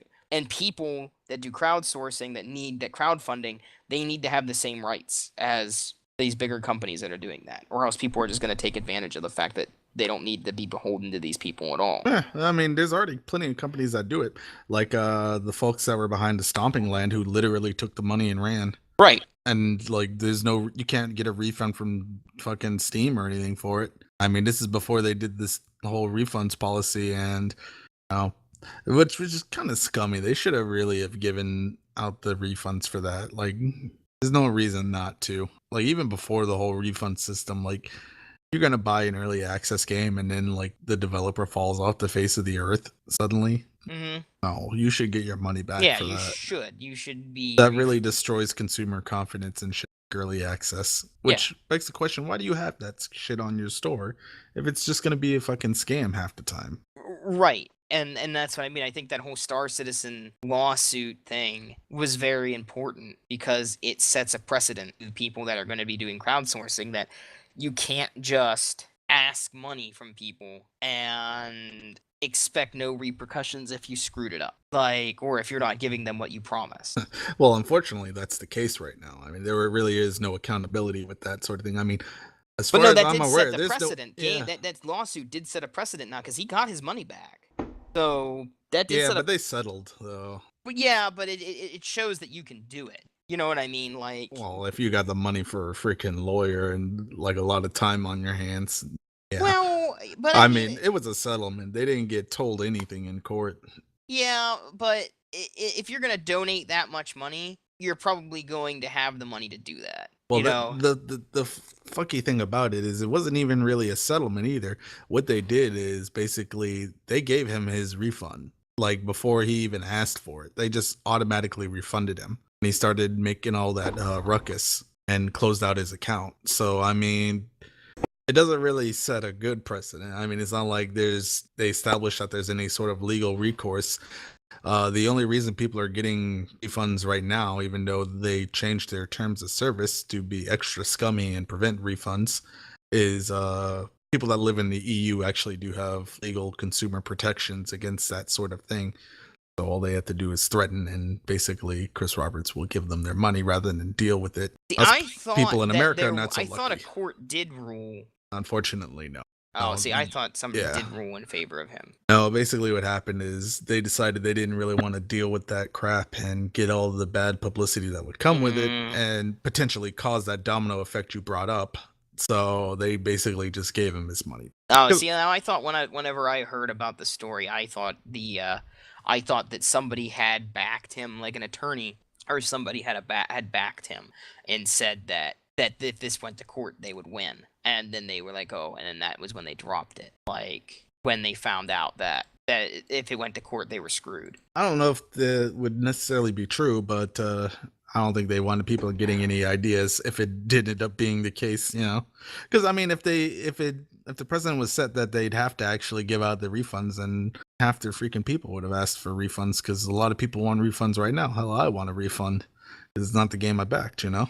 Yeah, I don't know. I hope that if more people ask for refunds, that it does set something, because it does. It did. Unfortunately, what happened? Yeah, they fucked their terms of service. Basically. Yeah, that's basically what they did. They said, "Well, fuck you. You can't get your refund."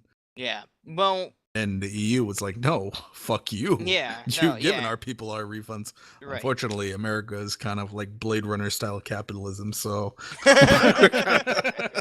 we're kind of boned on that front. I mean, I'm not heartbroken about it. It was only $45 from like 4 years ago, but like at the same time, it is money I would rather spend on a game that's like actually done. Finished? Yeah, like a game that you can play. Yeah, you know, because it's been like 4 years, you know, and there's still like nothing to show for it. It's like, well, fuck, this is not a good sign, especially with all the feature creep and the game design changes, you know. I don't know.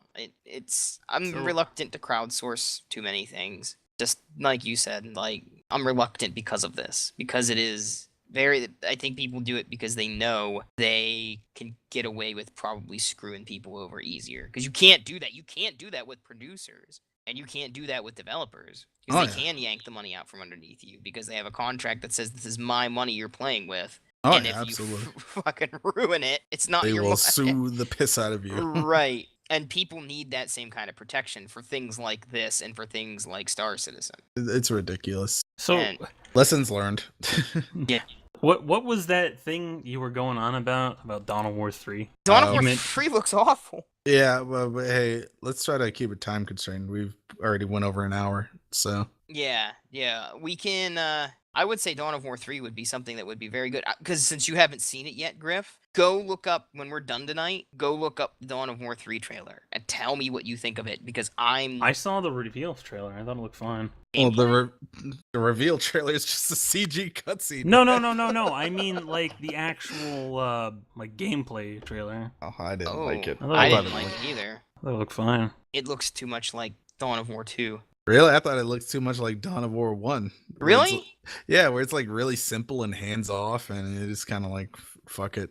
I'm just gonna throw out stuff in big blobs and hope for the best kind of situation. Oh shit! Now we're all gonna have to go back and rewatch it again because I have to go back. You know what? I thought We're gonna have to save it for the next Yeah. episode because Yes. I have a feeling that this is gonna start a pretty big debate. 'Cause Yeah. I can shit talk RTS games for hours. Yeah, let's go and rip that apart for the next one because I feel like it probably needs ripped apart because I saw something completely different. So, yeah, certainly probably not a bad idea. Yeah, we're gonna make a date of it. You know. Yeah. We're gonna sit around. We're gonna wine and dine, and we're just gonna be curmudgeon bastards about Dawn of War and the RTS genre in general. Because really, like I said, I could talk for hours about it, let alone an entire podcast. Because this genre's got problems, and I've got grievances with certain companies. You know? Yep, me and you both have grievances with certain companies, and especially the genre. Especially the genre right now with RTSs. and where- Yeah. Well, you know what? I won't even get into it because let's save it for the next Yeah. podcast. What else? Was there anything else we wanted to touch on in this one? Something quick. Well, you mentioned the Rogue One trailer, but Oh, that's gonna start a huge Yeah. thing. How about we do this? Can How we about just do- pretend to not exist and talk Wait, about Dunkirk instead? How about we do it this way? Did you see it, Colazzo? Yeah. Did it change your opinion on anything? I don't know. Okay. I didn't think that it was going to. Your mind is completely made up on that. So, but Well, I they're don't not know. exactly helping their case on that one. I don't know. I thought it still looks like what I thought it was going to be. And Bell, this is a rebellion, isn't it? I rebel. I'm optimistic about it, and that probably means it's going to be terrible. But I'm optimistic about it because when I'm optimistic about something, it's awful. It just has all the makings of a glorified fan movie.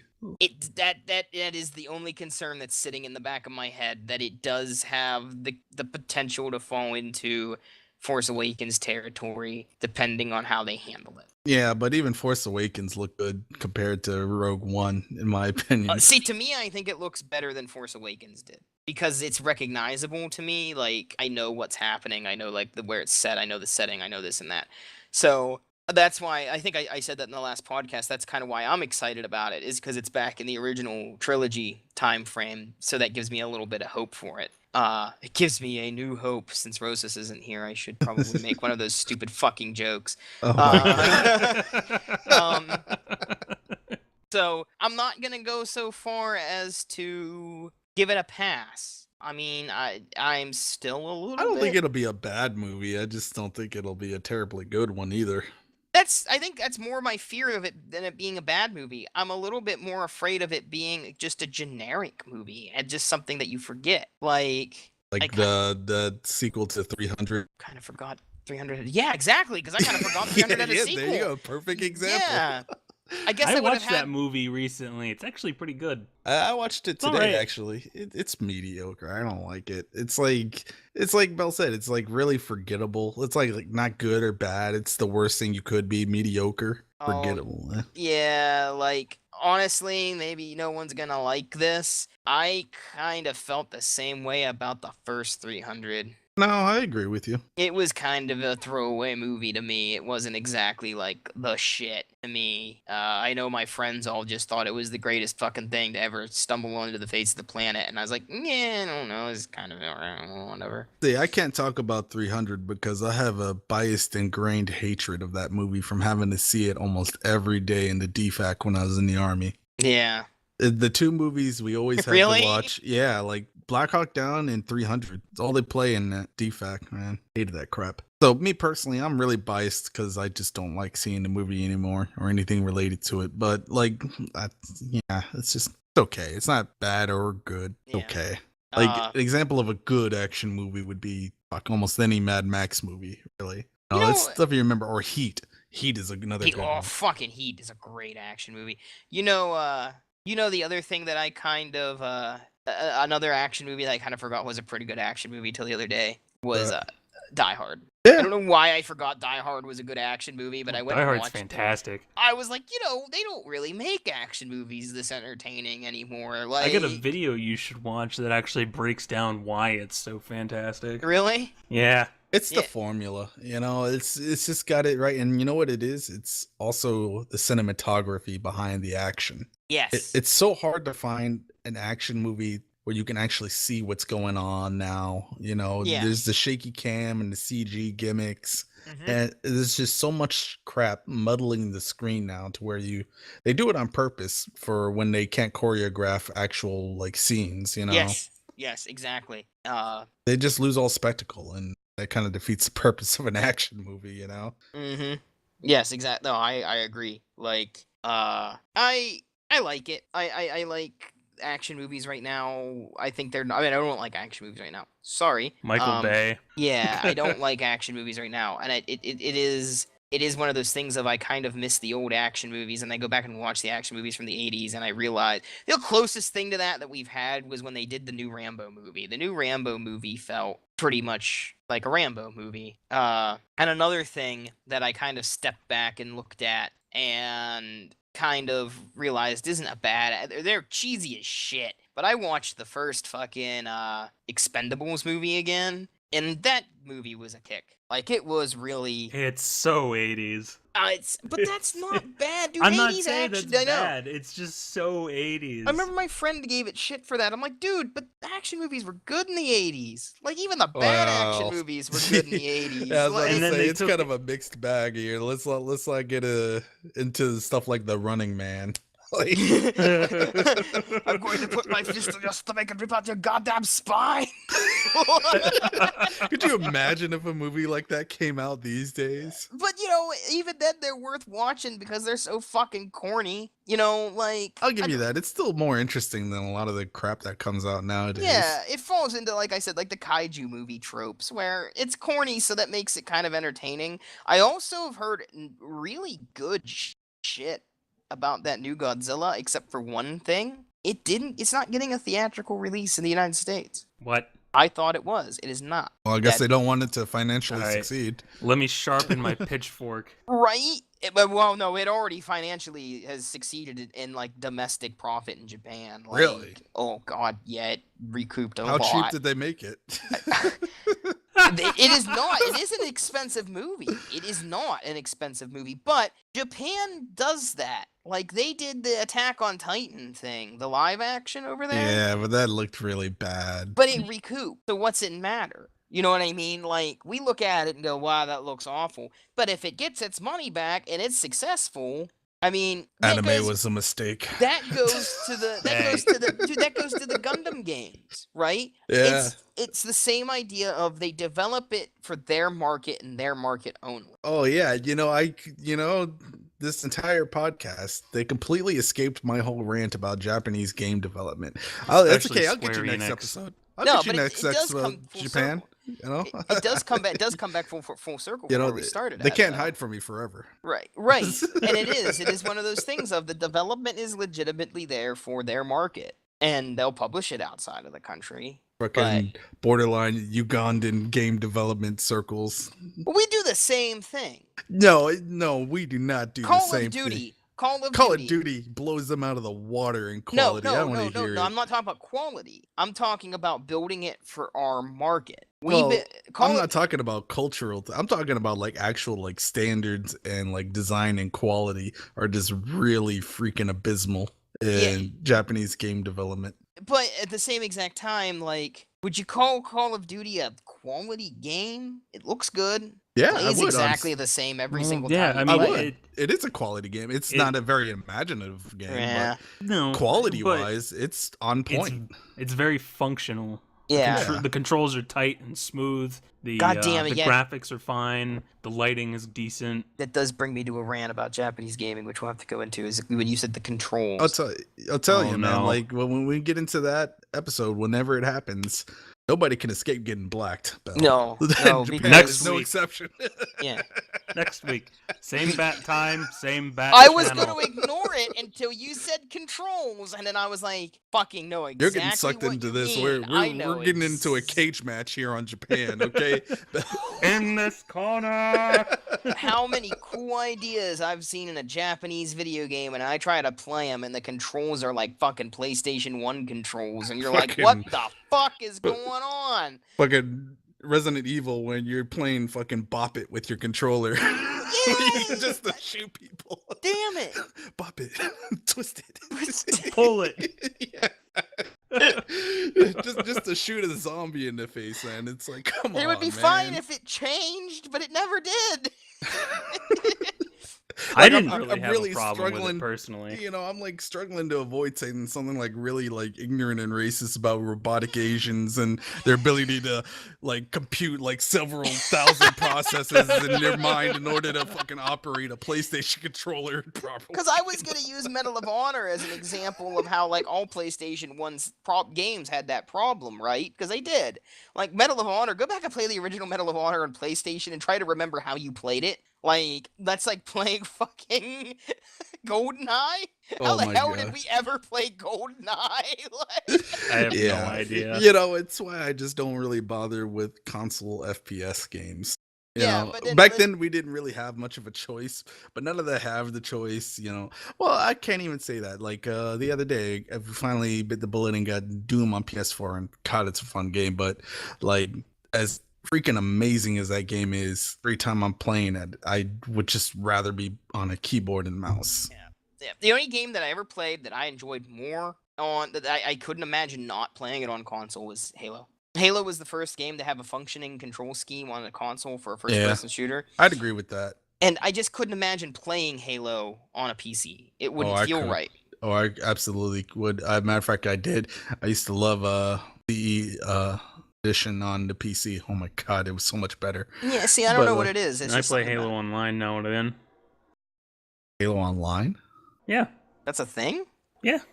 Are you Oh. talking It's about the whole basically Russian? Halo 3's. Yeah, it's basically Yeah. Halo 3's multiplayer. Somebody basically cracked the game, turned it English, and I have to now check they that have out. like their own servers and shit. And for some reason, Bungie hasn't shut it down. So Well, probably whatever. because they have people throwing rocks in their window. I mean, because they absolutely refused to release a freaking Halo game on PC. I don't I really know. understand Microsoft's angst against it. They don't release Gears of War on PC either. Only the first one. Like, I get it. They're trying to sell Xboxes. I get it. But, like, come on. Like, you're cutting yourself out of such a huge market. Because, really, is the Xbox one even that popular? I don't think it is. Kind of, yeah. Like, I mean... What, I the was- first one? You mean the very first Halo? No. What are you Yeah. talking about? Oh, well, no. The first Halo was on PC. They did actually port Oh, that. yeah, That that's and the right. second one. Didn't The have second one had the stupid little problem, though, where it would only work on Vista. Yeah. And Yep. it came out for Vista, but then Vista died like 6 months later. So, like... But no, it is kind of yeah, like, and just thinking about what you were talking about and going back through everything and about like controls and playing games on PC and playing games on console and stuff. And then I thought about something and it made me think of something that we might have to actually pick up because it's free. Is GoldenEye Source? Oh yeah, that's right. I played that forever ago when it was still like really early in development. It's pretty good. Yeah, so it makes me wonder though, playing it, like, is it gonna feel like GoldenEye without the janky wonky fucking controls? Like, is it gonna detract anything from the game being able to play it? Like I just remember playing Half the like time you're fighting with the controller instead of each other. you remember, yeah, like okay, like the perfect example was the crouch walking as Oddjob making you invincible because it was so fucking hard to aim in that game. And Oddjob, and you crouched and you walked, you were under the like the direct line of sight of the gun. So you would run around. Yeah, people would crouch- have to like stand there, hold R, aim down to shoot you, and by the time you did, you were already You're dead. already fucking dead. Like I remember either Oddjob was banned where everyone had to play Oddjob because we called him the fucking rototiller when we played because he was low to the ground and just cut things off at the fucking ankles. Like rototiller man, and everyone was like, "Don't do it." I'm like, "It's rototiller time." I got to play as him because I'm short. Like, gotta represent my height class, dude. Fuck off. So Oh, All right. the manlet Marines. let's save what we got. Maybe we should get GoldenEye Source and also play that and see what we do and see if we can talk about it and see if it's worth it. So, all right. Anything else, or are we good for the evening? No, I don't really have anything else. Tig old biddies. Do you What? want to talk about Okay. tits? Like, is that where we're going? Alrighty. So, Well, Griff said I could talk about anything I wanted. Can we- Okay. can we- Jessica Nigri's boobs. Let's just go into that. Whole fucking podcast on that one. Jesus Christ.